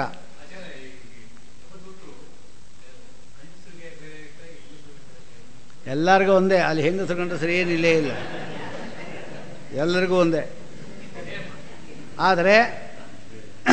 ಆದರೆ ಹೇಗೆ ಅಂದರೆ ವಿಶೇಷ ಏನಂದರೆ, ಅಲ್ಲ ಅವ್ರು ಕೇಳಿದ ಪ್ರಶ್ನೆ ಒಳ್ಳೆಯದು ಪ್ರಶ್ನೆನೇ. ಏನಂದರೆ ಹೆಂಗಸರಿಗೆ ಹೆಂಗಸು ಈ ಥರ ಅಂದರೆ ಶಾಸ್ತ್ರ ಹಂಗೆ ಹೇಳಿಲ್ಲ, ಎಲ್ಲರಿಗೂ ಗಂಡಸರೇ ನರಕ ಇದೇ ಬರೋರು. ಆದರೆ ಒಂದು ವಿಶೇಷ ಇದೆ. ಪುಣ್ಯವನ್ನೇ ಮಾಡಿರತಕ್ಕಂಥ ಸ್ತ್ರೀ ಏನಿದ್ದಾರೆ ಅವರಿಗೆ ಸುವಾಕ್ಯ ಅಂತ ಅವನಿಗೆ ಹೇಳ್ತಾರೆ, ಸುಮುಖ ಅಂತ ಹೇಳ್ತಾರೆ, ಸುನಂದ ಅಂತ ಹೇಳ್ತಾರೆ. ನೋಡಿ, ಆನಂದ ಅಂದರೆ ಬನ್ರಿ ಅಂತ ನಗುನಗುತ್ತಾ ಮಾತಾಡ್ತಾನಂತೆ. ಆಮೇಲೆ ಸಂತೋಷವಾಗಿ ಅವರನ್ನು ಕರ್ಕೊಂಡು ಹೋಗಿ ಒಳ್ಳೆಯ ವಾಕ್ಯ ಹೇಳಿ ಅವನ ಈ ಪ್ರದೇಶಕ್ಕೆ ಕರ್ಕೊಂಡು ಹೋಗ್ತಾರೆ. ಅಲ್ಲಿ ನರಕನೇ ಅದು, ಆದರೆ ಅಲ್ಲಿ ದುಃಖದ ಇದೇ ಇಲ್ಲ ಅಂಥದ್ದು. ಅದು ಇಲ್ಲಿರ್ತಕ್ಕಂಥವರು ಚಂಡ ಪ್ರಚಂಡರು, ಅಯೋಮುಖ ಇಂಥವರೆಲ್ಲ ಮುಂದೆ ಹೇಳ್ತಾರೆ ಅವರು, ಅಂಥವರು ಬರ್ತಾರೆ. ಅಂದರೆ ಏನು, ಅವ್ರು ವಿಚಿತ್ರವಾದ ವೇಷಗಳು. ಪಾಪಿ ತುಂಬ ಪಾಪ ಮಾಡಿದಷ್ಟು ಅವನ ಕೈಗಳು ಕಾಲುಗಳು ತಲೆಗಳು ಭಯಂಕರ ಆಗ್ತಾ ಇರುತ್ತಂಥವ್ರಿಗೆ, ಇಂತಹ ಭಯಂಕರವಾದ ವ್ಯಕ್ತಿಗಳು. ಆದ್ದರಿಂದ ಹೆಂಗಸರು ಗಂಡಸರು ಆಗಲಿಲ್ಲ, ಎಲ್ಲರೂ ಅವರೇನೆ, ಯಾರು ಯಮದೂತರೇ. ಹಾಗೆ ಆಮೇಲೆ ಮುಂದೆ ಬಹುಬೀದಿ ಬರೋದು ನಖನಿಕೃಂತನ. ಆಮೇಲೆ ಕಾಲಸೂತ್ರ ಅಂತ ಹೇಳ್ತಾರೆ. ಕಾಲಸೂತ್ರ ಅಂದರೆ ಏನು, ನೇಣು ಹಾಕೋದು. ಇಲ್ಲಿ ನೇಣು ಹಾಕೊಂಡು ಸತ್ತೋಗ್ತಾರೆ, ಅಲ್ಲಿ ಅದೇ ಪುನಃ ತಯಾರಾಗಿರುತ್ತೆ, ಅಲ್ಲೇ ನೇಣೋದು. ಇದು ನೋಡು ನೇಣು ಹತ್ತು ನೀನು ಅಂತ ಹೇಳ್ತಾರೆ, ಕಾಲಸೂತ್ರ ಅದು. ಆಮೇಲೆ ಕುಂಬಿ ಪಾಕ ಅಂತಿದೆ. ಅಂದರೆ ಏನು, ಮರಳು ಏನಿದೆ ಅದರ ಕಣಗಳಿಂದ ಬೆಂಕಿಯ ತುಣುಕುಗಳಿಂದ ತುಂಬಿರತಕ್ಕಂಥ ತಾಮ್ರದ ಕೊಡಗಳದು ಕುಂಬಿ ಪಾಕ ಅಂದರೆ. ಕುಂಭ ಅಂದರೆ ಏನು, ಕೊಡ. ಕುಂಭ ಅಂದರೆ ಕುಂಬಿ ಪಾಕ ಅಂದರೆ ಏನು, ಚೆನ್ನಾಗಿ ಕಾದಿರತಕ್ಕಂಥ ಮರಳುಗಳ ಕಣಗಳು, ಅದೇ ಬೆಂಕಿ ತುಣುಕೋದು. ವಸ್ತುತ ಮರಳು ಕಣ ಅಲ್ಲ ಅದು, ಅದನ್ನು ತುಂಬಿರತಕ್ಕಂಥ ತಾಮ್ರದ ಕೊಡ. ಅದರಿಂದ ಇವನಿಗೆ ಅಭಿಷೇಕ. ಯಾಕೆ, ದೇವರಿಗೆ ಅಭಿಷೇಕ ಮಾಡದೇ ಇದ್ದಿದ್ದು, ಅದಕ್ಕಾಗಿ.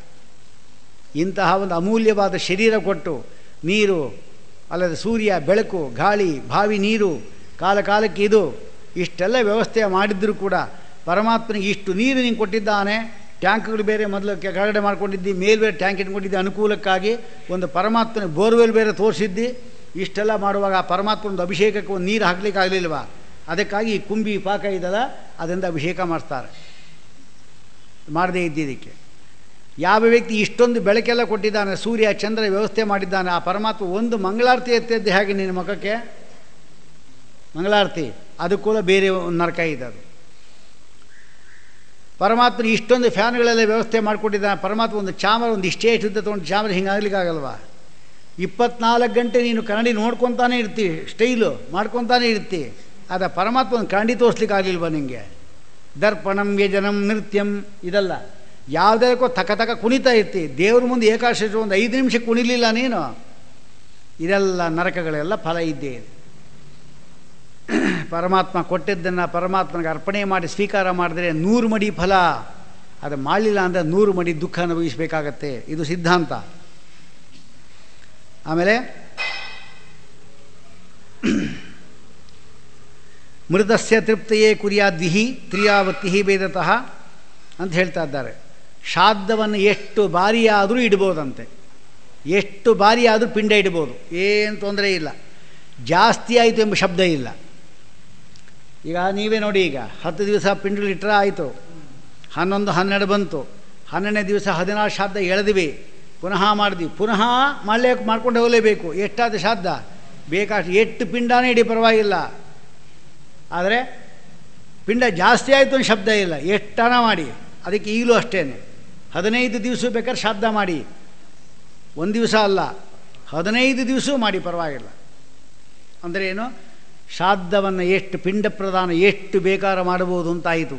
ಆದರೆ ನೋಡಬೇಕು, ನಮ್ಮ ಅನುಕೂಲ ಸ್ಥಿತಿ ಎಲ್ಲ ಗತಿ ಎಲ್ಲ ನೋಡಿ ಒಂದು ದಿವಸ ಆದರೂ ಮಾಡಬೇಕು ಅಂತ ಹೇಳ್ತಾ ಇದ್ದಾರೆ. ಅದಕ್ಕೆ ಪಕ್ಷ ಅಂತ ಹೇಳ್ತರು. ನಾನು ಹೇಳಿದ ಮೊದಲೇ, ಕಡೇ ಪಕ್ಷ ಒಂದು ದಿವಸ ಆದರೂ ಮಾಡಿರಿ, ಅದಕ್ಕೆ ಪಕ್ಷ ಅಂತ ಹೇಳಿದ್ದು. ಇದು ಯಮದೂತನ ಪಟ್ಟಣ ಹೇಳ್ತಾ ಇರೋದು. ಅಂದರೆ ಪ್ರಥಮ ಮಾಸಿಕ 11ನೇ ದಿವಸ ಅಥವಾ 12ರಿಂದ ಹಿಡಿದು 18ನೇ ದಿವಸದ ಒಳಗೆ ಆದ್ಯ ಮಾಸಿಕ ಮಾಡುವ ದಿವಸ ಹೇಳ್ತಾ ಇದ್ದಾರೆ. ಊನ ಮಾಸಿಕ ಅಂದರೆ ಸತ್ತ ಮೇಲೆ 27ರಿಂದ 29ರ ಒಳಗೆ. ದ್ವಿತೀಯ ಮಾಸಿಕ ಏನಿದೆ ಅದು ಮೃತತಿಥಿ ಮುಗಿದ ತಿಂಗಳಿನ 2ನೇ ತಿಂಗಳಿನ 1ನೇ ದಿವಸ. ಯಾವುದು? ಚತುರ್ಥಿ ದಿವಸ, ಚೈತ್ರ ಮಾಸದ ಚತುರ್ಥಿ ಅವನು ಮೃತನಾಗಿದ್ದಾನೆ ಅಂತ ಆದರೆ ವೈಶಾಖ ಮಾಸದ ಚತುರ್ಥಿ ಏನು ಬರುತ್ತೆ ಅದು ದ್ವಿತೀಯ ಮಾಸಿಕ. ಹಾಗೆ ಮೂರನೇದು ಏನಿದೆ ಅದು ಮೂರನೇ ತಿಂಗಳಿನ ಅದು ಜ್ಯೇಷ್ಠ ಮಾಸದ ಚತುರ್ಥಿ ಎಂಬತಕ್ಕಂಥದ್ದು. ಆದರೆ ಇದನ್ನು ತಿಥಿಯನ್ನು ನೋಡೋ ಮಾತ್ರ ಹುಷಾರಾಗಿ ಇಟ್ಕೊಳ್ಬೇಕು ನಾವು. ಈ ಪಂಚಾಂಗದ ಕೆಲಸತಿ ಅದು ಮಿಸ್ಟೇಕ್ ಮಾಡಿರ್ತಾರೆ, ಅದು ಸರಿಯಾಗಿ ಕೇಳಿ ತಿಳ್ಕೊಂಡು ಮಾಡಬೇಕು. ನೀವೇ ತಿಳ್ಕೊಂಡ್ರೆ ಕಷ್ಟ ಏನಿಲ್ಲ ಅದೇನು. ಈಗ ಸಾಮಾನ್ಯವಾಗಿ ಚತುರ್ಥಿ ತಿಥಿ ಅಂತ ಹೇಳಿದೆ. ಈಗ ನಾನು ಚತುರ್ಥಿ ಒಬ್ಬ ವ್ಯಕ್ತಿ ಮೃತನಾಗಿದ್ದಾನೆ, ಮುಂದಿನ ತಿಂಗಳು ಮಾಸಕ ಮಾಡಬೇಕು ಅಥವಾ ಮುಂದಿನ ವರ್ಷ ನಾವು ಶ್ರಾದ್ದ ಮಾಡಬೇಕು. ನಾವು ಹೇಗೆ ತೀರ್ಮಾನ ಮಾಡೋದು? ಚತುರ್ಥಿ ಇದ್ದ ಮಾತ್ರಕ್ಕೆ ಪಂಚಾಂಗದಲ್ಲಿ ಶ್ರಾದ್ದ ಮಾಡಿಬಿಡೋದಲ್ಲ. ನಮಗೆ ಮುಖ್ಯವಾಗಿ ಯಾವ ತಿಥಿ ತಗೋಬೇಕು ಅಂದರೆ, ಯಾವ ದಿವಸ ಅವನ ಮೃತನಾಗಿದ್ದಾನಂಥ ಚತುರ್ಥಿಯನ್ನು ಮಧ್ಯಾಹ್ನ 3:36 4 ಗಂಟೆಯವರೆಗೂ ಕೂಡ ಇರಬೇಕು ಆ ತಿಥಿ. ಅದಕ್ಕೆ ಅಪರಾಹ್ನ ಕಾಲ ವ್ಯಾಪಿನಿ ತಿಥಿ ಅಂತ ಕರೆಯೋದು. ಅದಕ್ಕೆ ಅಪರಾಹ್ನ ಕಾಲ ವ್ಯಾಪಿನಿ ಅಂದ್ರೇನು? ಅಪರಾಹ್ನ ಕಾಲ ತನಕ ವ್ಯಾಪಿಸ್ಕೊಂಡಿರಬೇಕದು. 12 ಗಂಟೆ ಮುಗಿದೋಯ್ತು ಚತುರ್ಥಿ ಅಂದರೆ ಬರಲ್ಲ ಶ್ರಾದ್ದ, ಹಿಂದಿನ ದಿವಸ ಮಾಡಬೇಕಾಗ. ಹಿಂದಿನ ದಿವಸ ಇತ್ತಲ್ಲ ಅದು. ಅಂತೂ ಅಪರಾಹ್ನ ಕಾಲ ವ್ಯಾಪಿನಿಯಾದ ತಿಥಿಯನ್ನು ತಗೋಬೇಕೆ ಹೊರತಾಗಿ ಕುತುಬಕಾಲ ಬೇರೆ. ಕುತುಬಕಾಲ ಅಂದರೆ ಅದು ಆಮೇಲೆ ಶ್ರಾದ್ದ ಮಾಡಲಿಕ್ಕೆ, ಅದಕ್ಕೆ ದೇವ್ರ ಪೂಜೆ ಎಲ್ಲ ಮುಗಿಸ್ಕೊಂಡ್ಬಿಡ್ಬೇಕು 10 ಗಂಟೆಗೆ. 6 ಗಂಟೆಗೆ ಸೂರ್ಯೋದಯ ಇತ್ತು ಅಂತ ಹೇಳಿದ್ರೆ 10:36ಗೆ ಕುತುಬಕಾಲ ಶುರು ಆಗುತ್ತೆ. 11:36ಗೆ ಕುತುಬಕಾಲ. ಮೊದಲನೇದು ಗಾಂಧರ್ವ ಕುತುಬ, ಆಮೇಲೆ ರೌಹಿಣ ಕಾಲ. ಅಂದರೆ ಮೊದಲನೇದು ಯಾವುದು? ಗಾಂಧರ್ವ ಮೊದಲು 10:36. 6 ಗಂಟೆ ಸೂರ್ಯ ಇದ್ದಾಗ ಮಾತ್ರ ಇದು. ಅಲ್ಲಿ ವ್ಯತ್ಯಾಸ ಆಯಿತು ಅಂದ್ರೆ ಇದು ವ್ಯತ್ಯಾಸ ಆಗತ್ತೆ ಅಲ್ವಾ? ಹಾಗಾದರೆ ಅದು 6 ಗಂಟೆಗೆ ಸೂರ್ಯೋದಯ ಆಯಿತು ಅಂತ ಹೇಳಿದ್ರೆ ಆಗ ಅವನಿಗೆ 10:36 ಏನಿದೆ ಅಲ್ಲಿಂದ ಕುತುಬಕಾಲ ಶುರು ಆಗುತ್ತೆ. ಹಾಗೆಲ್ಲ ತಯಾರು ಮಾಡ್ಕೊಂಡು ಇಟ್ಕೊಂಡಿರಬೇಕು. 10:36 ಶುರು ಮಾಡಬೇಕು. 11:36 ಏನಿದೆ ಸರಿಯಾಗಿ ಪಿಂಡ ಪ್ರದಾನ ಮಾಡುವ ಕಾಲ. 1 ಗಂಟೆ ಬಂತಲ್ಲ ಪಿಂಡ ಪ್ರದಾನ ಮಾಡುವ ಕಾಲ. ಅದಾದ ಮೇಲೆ ಗಾಂಧರ್ವ ರೌಹಿಣ ಕಾಲ ಅಂತ ಬಂತು. ಅಷ್ಟರಲ್ಲಿ ಶ್ರಾದ್ದ ಮುಗಿದೋಗುತ್ತೆ. ಅಷ್ಟು ಊಟ ಹಾಕಿ 3:36 ಒಳಗಡೆ ಆ ಬ್ರಾಹ್ಮಣರನ್ನು ವಿಸರ್ಜನೆ ಮಾಡಿಬಿಟ್ಟಿರಬೇಕು. ಹಾಗೆ ಇದು ಸರಿಯಾದ ಕಾಲ. ಕೆಲಸತಿ ಏನಾಗುತ್ತೆ ಅಂದರೆ, ಚತುರ್ಥಿ ತಿಥಿ ಅಂತಿದ್ದರೆ ಬೆಳಿಗ್ಗೆ ಇವತ್ತು ಹಾಕಿರ್ತಾನೆ ಸೂರ್ಯೋದಯದಲ್ಲಿ ಎಷ್ಟು 9 ಗಂಟೆಯವರೆಗೂ ಚತುರ್ಥಿ ತಿಥಿ, ಆಮೇಲೆ ಪಂಚಮಿ ಅಂತ ಹಾಕಿಬಿಟ್ಟಿರ್ತಾನೆ. ಹಾಗೆ ಚತುರ್ಥಿ ತಿಥಿ ಇವತ್ತು ಒಳಗೆ ಬರೋಲ್ಲ. ಅದಕ್ಕೇನು ಮಾಡಬೇಕು? ತೃತೀಯ ಮೇಲೇ ಚತುರ್ಥಿ ಬಂದುಬಿಟ್ಟಿರುತ್ತೆ, ಹಿಂದಿನ ದಿವಸ ತೊಗೊಂಡ್ಬಿಡ್ಬೇಕು. ಆಯಿತಾ? ಅಥವಾ ಹಿಂಗಿರ್ಬೋದು, ಚತುರ್ಥಿ ತಿಥಿ ಶ್ರಾದ್ದ, ಆದರೆ ತೃತೀಯ ಇದಲ್ಲ ಅದು ಬೆಳಿಗ್ಗಿಂದ 10 ಗಂಟೆವರೆಗೂ ತೃತೀಯ ಇದ್ದು ಆಮೇಲೆ ಪೂರ್ತಿ ಚತುರ್ಥಿ ಇತ್ತದ್ದು ಯಾವ್ದು ತೊಗೋಬೇಕು? ಅದನ್ನೇ ತೊಗೋಬೇಕು. 2 ದಿವಸ ಕೂಡ ಸಮಾನವಾಗಿತ್ತು ಅಂದರೆ, ಮಧ್ಯಾಹ್ನ ವ್ಯಾಪಿನಿ ಆಗಿತ್ತು ಅಂದರೆ ಮೊದಲು ಬಿಡಬಾರದು, ಮೊದಲನೇ ದಿವಸ ತೊಗೋಬೇಕು. ಹೀಗೆಲ್ಲ ನೀವುಗಳು ತಿಳ್ಕೊಂಡು ಸರಿಯಾಗಿ ಶ್ರಾದ್ದ ಮಾಡಿದ್ರೆ ಸರಿಯಾಗಿ ಹೋಗುತ್ತೆ ಅಂತ ಹೇಳ್ತಾ ಇದ್ದಾರೆ.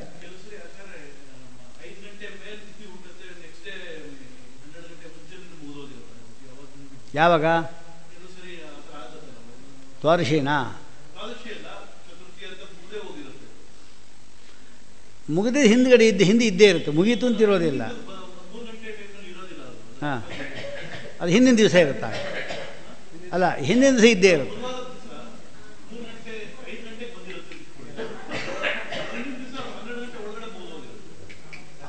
ಅಲ್ಲ, ಹಂಗಿದ್ದರೆ ಅದಕ್ಕೆ ಎಕ್ಸೆಂಪ್ಷನ್ ಇದೆ. ಆಗ ಹಿಂದಿನ ದಿವಸ ಮಾಡ್ಬೋದಾಗ ಏನು ಪರವಾಗಿಲ್ಲ. ಅಂತೂ ನಮಗೆ ತಿಥಿನೇ ಲೋಪ ಆಗೋಯಿತು ಅಂದರೆ ಏನು ಪರವಾಗಿಲ್ಲ. ಈಗ ಆಗ ತೃತೀಯನೇ ಮಾಡ್ಬೋದು, ಏನು ತೊಂದರೆ ಇಲ್ಲ. ಆದರೆ ಅಂಥದ್ದು ಅಪರೂಪ, ಹಂಗೆ ಆಗೋದಿಲ್ಲ. ಕೆಲವು ಸಾರಿ ಹಿಂದಾನೂ ಇದ್ದೇ ಇರುತ್ತೆ. ಈ ನೋಡಿ, ಪಂಚಾಂಗ ನೋಡ್ಲಿಕ್ಕೆ ಗೊತ್ತಿದ್ರೆ ನಮ್ಗೆ ಗೊತ್ತಾಗುತ್ತೆ. ಅದಕ್ಕೋಸ್ಕರ ಬೇನೆ ಅಲ್ಲಿ ಪಂಚಾಂಗದಲ್ಲಿ ಹಾಕಿರ್ತಾರೆ ಯಾವುದು ತೃತೀಯ ಅದು 50, 54, 10 ಅಂತ ಹಾಕಿರ್ತಾರೆ. 54 ಗಳಿಗೆ ಇದೆ ಅಂದರೆ ಆ ದಿವಸ ಪೂರ್ತಿ ನಾಳೆ ಬೆಳಿಗ್ಗೆ 6 ಗಂಟೆವರೆಗೂ ಇದೆ ಅಂತ ಅರ್ಥ. ಇದು ಏನು ಕಷ್ಟ ಇಲ್ಲ. ಕೆಲಸ 3 ತಿಥಿ ಬಂದ್ಬಿಡುತ್ತೆ ಒಂದು ದಿವಸದಲ್ಲಿ. ಅದು 3 ದಿವಸ ಸ್ಪ್ರಿಕ್, 3 ದಿವಸ ಬಂದ್ಬಿಡುತ್ತೆ. ಅದು ಅಂಥದ್ದಿದೆ. ಆಗ ಕಷ್ಟ ಆಗುತ್ತೆ ನಮಗೆ. ನಮ್ಮದು ಮಧ್ಯದ್ದು ಏನಾದರೂ ಶ್ರಾದ್ದ ತಿಥಿ ಆಗಿತ್ತು ಅಂದರೆ ಆಗೇನು ಮಾಡೋದು ಅಂತ ಪ್ರಶ್ನೆ ಬರುತ್ತೆ. ಆಗೇನು ಮಾಡಬೇಕು? ನಾವು 3 ಬಂದಾಗ ಅಂದರೆ ಆ ಮಧ್ಯದ್ದೇ ಬೇರೆ ಇಲ್ಲೇ ಇಲ್ಲ, ಹಿಂದಿಲ್ಲೇ ಇಲ್ಲ, ಮುಂದೆ ಬೇರೆ ತಿಥಿ ಬಂದ್ಬಿಡ್ತು. ಆಗ ಆ ಮಧ್ಯದ ಆ ತಿಥಿಯನ್ನು ತೊಗೋಬೇಕು ನಾವು. ಹಾಗೆ ಅಂಥದ್ದು ಅಪರೂಪ ಬರೋದು, ಹಂಗೆ ಬರೋದಿಲ್ಲ. ಅಂತೂ ಹಿಂದೋ ಅಥವಾ ಮುಂದೋ ಅಥವಾ ಅವತ್ತೋ ಅಂತೂ 3 ದಿವಸದಲ್ಲಿ ಅದು ತಿಥಿ ಇದ್ದೇ ಇರುತ್ತೆ. ಅಂಥದ್ದು ವಿಶೇಷ ಸಂದರ್ಭ ಇದ್ದಾಗ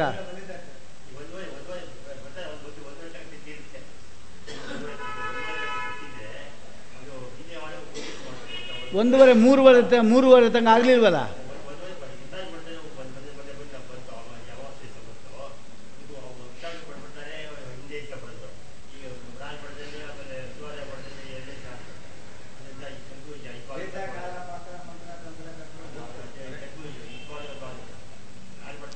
ನಮಗೆ ಬೇಕಾಗಿದ್ದೇನು ಗೊತ್ತಾ, ಮೃತತಿಥಿ ಎಂಬತಕ್ಕಂಥದ್ದು 3:36ವರೆಗೆ ವ್ಯಾಪಿಸ್ಕೊಂಡಿರಬೇಕು. ಅದು ಹಿಂದಿನ ದಿವಸವೋ ಮುಂದಿನ ದಿವಸ ನೋಡಿ. ಇದೆಲ್ಲ ಮಠದ ಪಂಚಾಂಗ ಅಲ್ಲ. ಅದೇನಂದರೆ ಏಕಾದಶಿ ನೋಡ್ಲಿಕ್ಕೆ ಮಾತ್ರ ಅಷ್ಟೇ. ನೀವು ಎಲ್ಲ ನೋಡ್ಲಿಕ್ಕೆ ಹೋದಿರಿ ಅಂದರೆ ಕಷ್ಟ ಆಯ್ತು. ಅದಕ್ಕೆ ಜ್ಯೋತಿಷಾಸ್ತ್ರ ಒಂದು ಸ್ವಲ್ಪ ಕಲ್ತ್ಕೊಂಡಿರಬೇಕು. ನಾವು ಸ್ವಂತ ಬುದ್ಧಿ ಖರ್ಚು ಮಾಡ್ಕೋಬೇಕು. ನಾವು ಈ ಪಂಚಾಂಗ ನಾವು ನಂಬಲಿಕ್ಕೆ ಆಗೋದಿಲ್ಲ. ಯಾಕೆಂದರೆ ಅವರೇ ಮಾಡ್ತಾರೆ, ಕಡೇ ಕಾಲದಲ್ಲಿ ನಾಳೆ ಏಕಾದಶಿ ಅಂದ್ಬಿಡ್ತಾರೆ, ಇವತ್ತು ಹಾಕಿ. ಇಂಥ ಸ್ಥಿತಿ ಎಷ್ಟೋ ಮಟ್ಟಲ್ಲಿ ನೋಡಿದ್ದೀವಲ್ಲ. ಪಂಚಾಂಗದಲ್ಲಿ ನೋಡಿದ್ರೆ ಏಕಾದಶಿ ನಾಳೆ ಅಂತ ಹಾಕಿರ್ತಾರೆ, ಈ ದಿನವೇ ಏಕಾದಶಿ ಅಂತ ಮಠದಲ್ಲಿ ಹಾಕ್ಬಿಟ್ಟಿರ್ತಾರೆ. ಅದಕ್ಕೋಸ್ಕರವಾಗಿ ಅವರನ್ನು ನಾವು ನಂಬೋದಕ್ಕಿಂತಲೂ ಕೂಡ ನಾವು ಸ್ವಲ್ಪ ಕಲ್ತ್ಕೊಂಡಿದ್ದರೆ ವಾಸಿ. ಹಾಗೆ ಇಲ್ಲೂ ಕೂಡ ಅಷ್ಟೇ. ಹಿಂದಿನ ದಿವಸ 3:36 ತನಕ ಇತ್ತೇ ಇಲ್ವಾ ಮೃತತಿಥಿ, ಅವತ್ತು ಮಾಡಬೇಕೆ ಹೊರತಾಗಿ 1 ಗಂಟೆ ಅಂತ ಅಪರಾಹ್ನ ಕಾಲ ವ್ಯಾಪಿನ ಆಗಲಿಲ್ವಲ್ಲ, ಅದು ಹಿಂದಿನ ದಿವಸನೇ ಮಾಡಬೇಕು ಅಂತ ಅರ್ಥ. 3:36 ಇರಬೇಕು. ಅದಕ್ಕೆ ಗಳಿಗೆ ಸರಿ ನೋಡ್ಕೋಬೇಕು. 24 ಗಂಟೆ ಅಂದರೆ 60 ಗಳಿಗೆ ಇರುತ್ತೆ. 12 ಗಂಟೆ ಅಂದರೆ ಒಂದು ಲೆಕ್ಕ ಮಾಡ್ಕೊಳ್ಳಿ. 10 ಗಳಿಗೆ ಬಂತು ಅಂದರೆ 4 ಗಂಟೆ ಅಂತ ತಿಳ್ಕೊಳ್ಳಿ. 10 ಗಂಟೆ ಬಂತು ಅಂದರೆ 10 ಗಳಿಗೆ ಬಂತು ಅಂದರೆ 4 ಗಂಟೆ, ಹೌದಾ? ಪುನಃ 10 ಅಂದರೆ ಎಷ್ಟು? 10 ಅಂತ ಎಷ್ಟಾಯಿತು? 60 ಗಳಿಗೆ ಇರೋದು. 4 ಅಂದರೆ ಎಷ್ಟಾಯಿತು? 6 4 24 ಗಂಟೆ ಆಗೋಯ್ತು. ಹಾಗಿಟ್ಕೊಳ್ಳಿ. ಸೂರ್ಯೋದಯ ವ್ಯತ್ಯಾಸ ಆಗ್ತಾ ಇರುತ್ತೆ. ಅದು ಒಂದೇ ರೀತಿ ಇರೋದಿಲ್ಲ. ಈಗ ಮೈಸೂರು ಪಂಚಾಂಗ ಕೊಟ್ಟಿರ್ತಾರೆ ನಮಗೆ. ಒಂಟಿಕೊಪ್ಪಲ್ಲಿ ನೋಡಿದ್ರೆ ಮೈಸೂರು ತೊಗೋಬಾರ್ದು, ನಮಗೆ ಅವ್ರಿಗೆ 3 ನಿಮಿಷ ವ್ಯತ್ಯಾಸ ಬರುತ್ತೆ. ಅದನ್ನು ಆ್ಯಡ್ ಮಾಡ್ಕೋಬೇಕು ನಾವು ಬೆಂಗಳೂರು ಮಾಡೋವಾಗ. ಅಥವಾ ಬೆಂಗಳೂರಿಗೆ ಕೊಟ್ಟಿರ್ತಾರೆ, ಯಾವಾಗ ಪಂಚಾಂಗ ಕೊಟ್ಟಿರ್ತಾರೆ ನೋಡಬೇಕು. ಅದನ್ನು ಹೀಗೆ ನೋಡಿ ಸರಿ ಮಾಡ್ಕೋಬೇಕು. ಅಂತೂ ತೃತೀಯ, ಚತುರ್ಥ, ಪಂಚಮ, ಊನಷಾಣ್ಮಾಸಿಕ ಅಂತಿದೆ. ಮೃತತಿಥಿಯಿಂದ ಪ್ರಾರಂಭಿಸಿಕೊಂಡು 5 ತಿಂಗಳಿಗೆ ಮೃತತಿಥಿಯಲ್ಲೇ ಮಾಡಬೇಕು. ಅದು ಕೂಡ ಮುಖ್ಯವಾಗಿ ಅಂದರೆ ಏನಾಗುತ್ತದು, 171, 173, 175ನೇ ದಿವಸದಲ್ಲಿ ಈ ಊನಷಾಣ್ಮಾಸಿಕ ಎಂಬತಕ್ಕಂಥದ್ದು ಬರುತ್ತೆ. 171, 173 ನೋಡಿ. ಆದಷ್ಟು ವಿಷಮ ದಿವಸದಲ್ಲೇ ಆರಿಸ್ಕೋಬೇಕು ನಾವು. ವಿಷಮ ದಿವಸವನ್ನೇ ಆರಿಸ್ಕೋಬೇಕು ಈ ಒಂದು ವರ್ಷದ ತನಕ. ಆಮೇಲೆ ಷಟ್ಟ ಮಾಸಿಕ, 6ನೇ ತಿಂಗಳು ಪ್ರಥಮ ದಿವಸ ಬರ್ತಾ ಅದು 7, 8, 9, 10, 11 ಅದೇನಿಲ್ಲ. ಆಮೇಲೆ ಊನಾಬ್ದಿಕ, ಮೃತತಿಥಿಯಿಂದ 11 ತಿಂಗಳು ಸಾಮಾನ್ಯ ಅಂದರೆ 330ನೇ ದಿವಸ ಬೀಳುತ್ತೆ. ಅದು 330ನೇ ದಿವಸ ಅಂದರೆ ಅದರಲ್ಲಿ ಕೂಡ ದ್ವಿಪುಷ್ಕರ, ತ್ರಿಪುಷ್ಕರ ಅಂತಿರುತ್ತೆ. ಅದೆಲ್ಲ ಬಿಡಬೇಕು. ಆಗ 345, 347, 349 ಈ ದಿವಸಗಳು ಅಂತೂ ಒಟ್ಟು ಬೆಸ ದಿನಗಳಲ್ಲಿ ಮಾತ್ರ ಮಾಡಬೇಕೇ ಹೊರತಾಗಿ ಅದು ಸಮ ದಿವಸಗಳಲ್ಲಿ ಮಾಡೋ ಪದ್ಧತಿ ಎಂಬುದು ಇಲ್ಲ ಅಂತಾಯಿತು. ಆಮೇಲೆ ಅಬ್ಧಿ ವಿಮೋಕ ಅಂದರೆ ಏನು? ಮೃತತಿಥಿಯಿಂದ 1 ವರ್ಷ ತುಂಬಿದಾಗ ಕಡೇ ದಿವಸ ಅದು ವಿಮೋಕ ಶ್ರಾದ್ದ ಅಂತ ಹೇಳ್ತಾರೆ. ಅಂದರೆ ಏನು? ಇವನಲ್ಲಿ ಇರುವ ಆ ಮೃತನಾದ ವ್ಯಕ್ತಿ ಬಿಟ್ಟು ಹೋಗುವ ದಿವಸ, ಅದಕ್ಕೆ ವಿಮೋಕ. ಅವನನ್ನು ಕಳಿಸೋದು, ಅಲ್ಲಿವರೆಗೂ ಅವನಿಗೆ ಸೂತಕ ಇದ್ದೇ ಇರುತ್ತೆ. ಆದ್ದರಿಂದ 1 ವರ್ಷ ಆಗತ್ತೆ ಅಂಥೇಳಿ ಅರ್ಥ ಮಾಡ್ಕೋಬೇಕು. ಆಮೇಲೆ ಅಬ್ಧಿ ವಿಮೋಕ ಅಂದರೆ ಮೃತತಿಯಿಂದ ವರ್ಷ ತುಂಬಿದ ಕಡೆಯ ದಿವಸಕ್ಕಿಂತ ಮೊದಲನೆಯದು. ಅವತ್ತು ಕೂಡ ಯಥಾ ಪ್ರಕಾರ 12ನೇ ದಿವಸ ಮಾಡಿದ್ರೆ ಶ್ರಾದ್ದ ಹಾಗೇ ಮಾಡಬೇಕು. ಪುನಃ ಮಾರನೇ ದಿವಸ ವರ್ಷಾಬ್ದಿಕ ಮಾಡಬೇಕು. ಆಗ 1 ವರ್ಷ ಆಯಿತು. ಮುಂದಿನ ವರ್ಷ ಎಲ್ಲವೂ ಕೂಡ ನಾವು ಈ ಮೃತತಿಥಿ ಸರಿಯಾಗಿ ನಾವು ಶ್ರಾದ್ದವನ್ನು ಮಾಡಬೇಕು ಅಂತ ಹೇಳ್ತಾ ಇದ್ದಾರೆ. ಇದೆಲ್ಲವೂ ಕೂಡ ವಿಶೇಷವಾಗಿ ಅರ್ಥ ಮಾಡಿಕೊಂಡ್ರೆ ಗೊತ್ತಾಗುತ್ತೆ ಅಂತ ಹೇಳ್ತಾರೆ. ಮುಂದೆ ಯಮ ಮಾರ್ಗ ಅಂದರೆ ಏನು ಅಂತ ಕೇಳ್ತಾ ಇದ್ದಾರೆ. ಏನು ಯಮ ಮಾರ್ಗ ಅಂದರೆ ಹೇಳ್ತೀನಿ ಕೇಳಿ ಅಂತಾರೆ.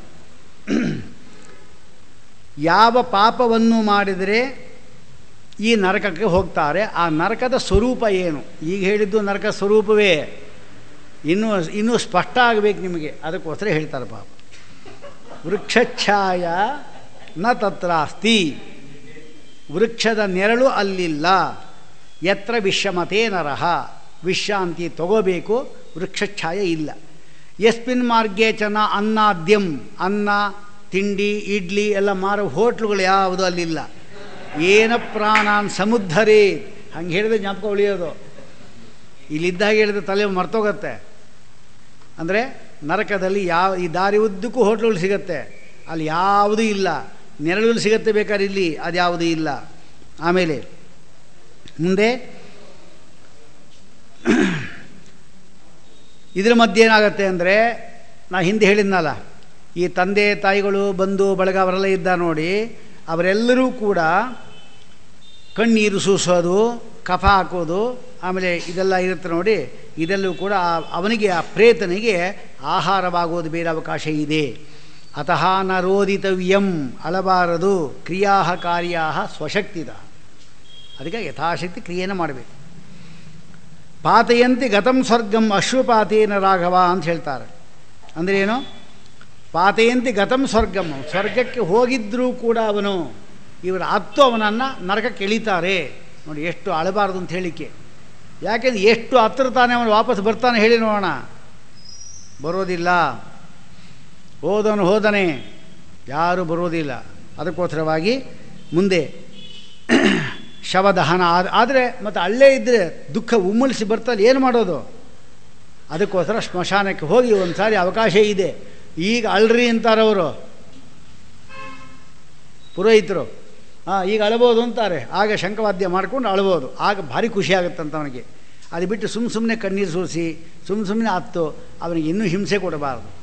ಯಾಕೆ ಅಳ್ತಾರೋ ಇವರು ಅಂತ ಬೇಜಾರು ಮಾಡ್ಕೊತಾರೆ. ಸತ್ತಾಯ್ತಲ್ಲ, ನಾನು ಇನ್ನೇನು ಅಳೋದು? ನನಗೆ ಬದುಕಿದ್ದಾಗ ಅಳಬೇಕು ನನ್ನ ಕಂಡು, ಸತ್ತಾಯ್ತಲ್ಲ ಇನ್ಯಾಕೆ ಅಳಬೇಕು ಅಂತ ಕೇಳ್ತಾನೆ ಅವನು ಹಾಗೆ ಕೇಳೋದು ಅವನು.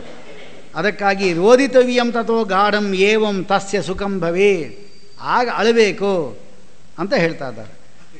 ಮೃತಿಕಾಲದಲ್ಲಿ ವಿವಿಧವಾದಕ್ಕಂಥ ದಾನ ಮಾಡಬೇಕಂತೆ.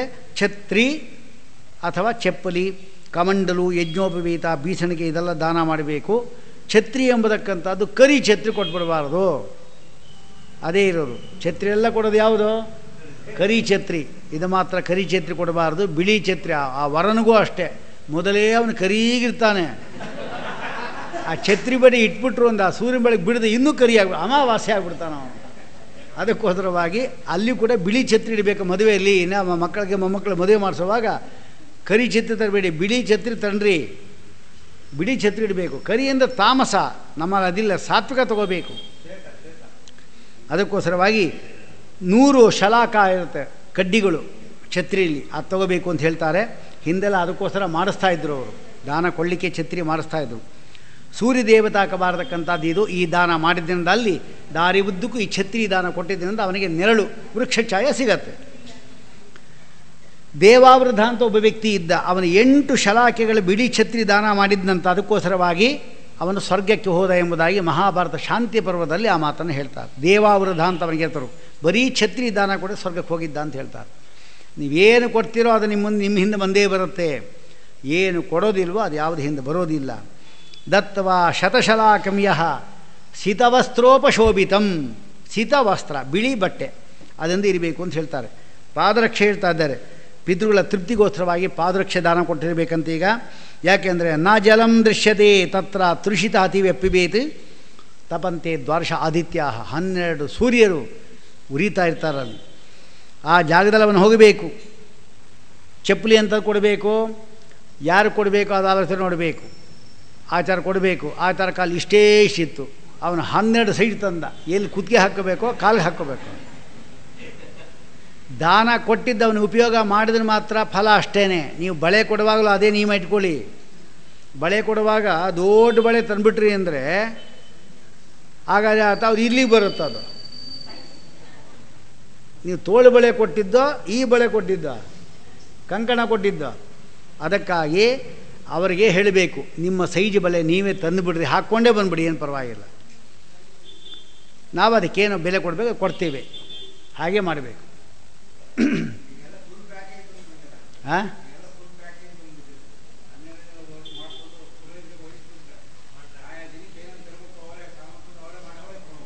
ಅದು ಗಲಾಟೆ ಇಲ್ಲ ಬಿಡ್ರಿ. ನಿಮ್ಮ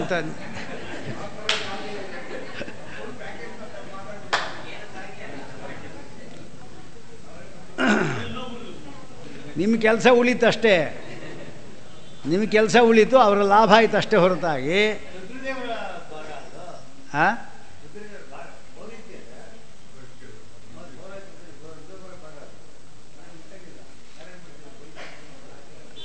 ಅಲ್ಲ ಅವರೇ ತರಲಿ ಪರವಾಗಿಲ್ಲ.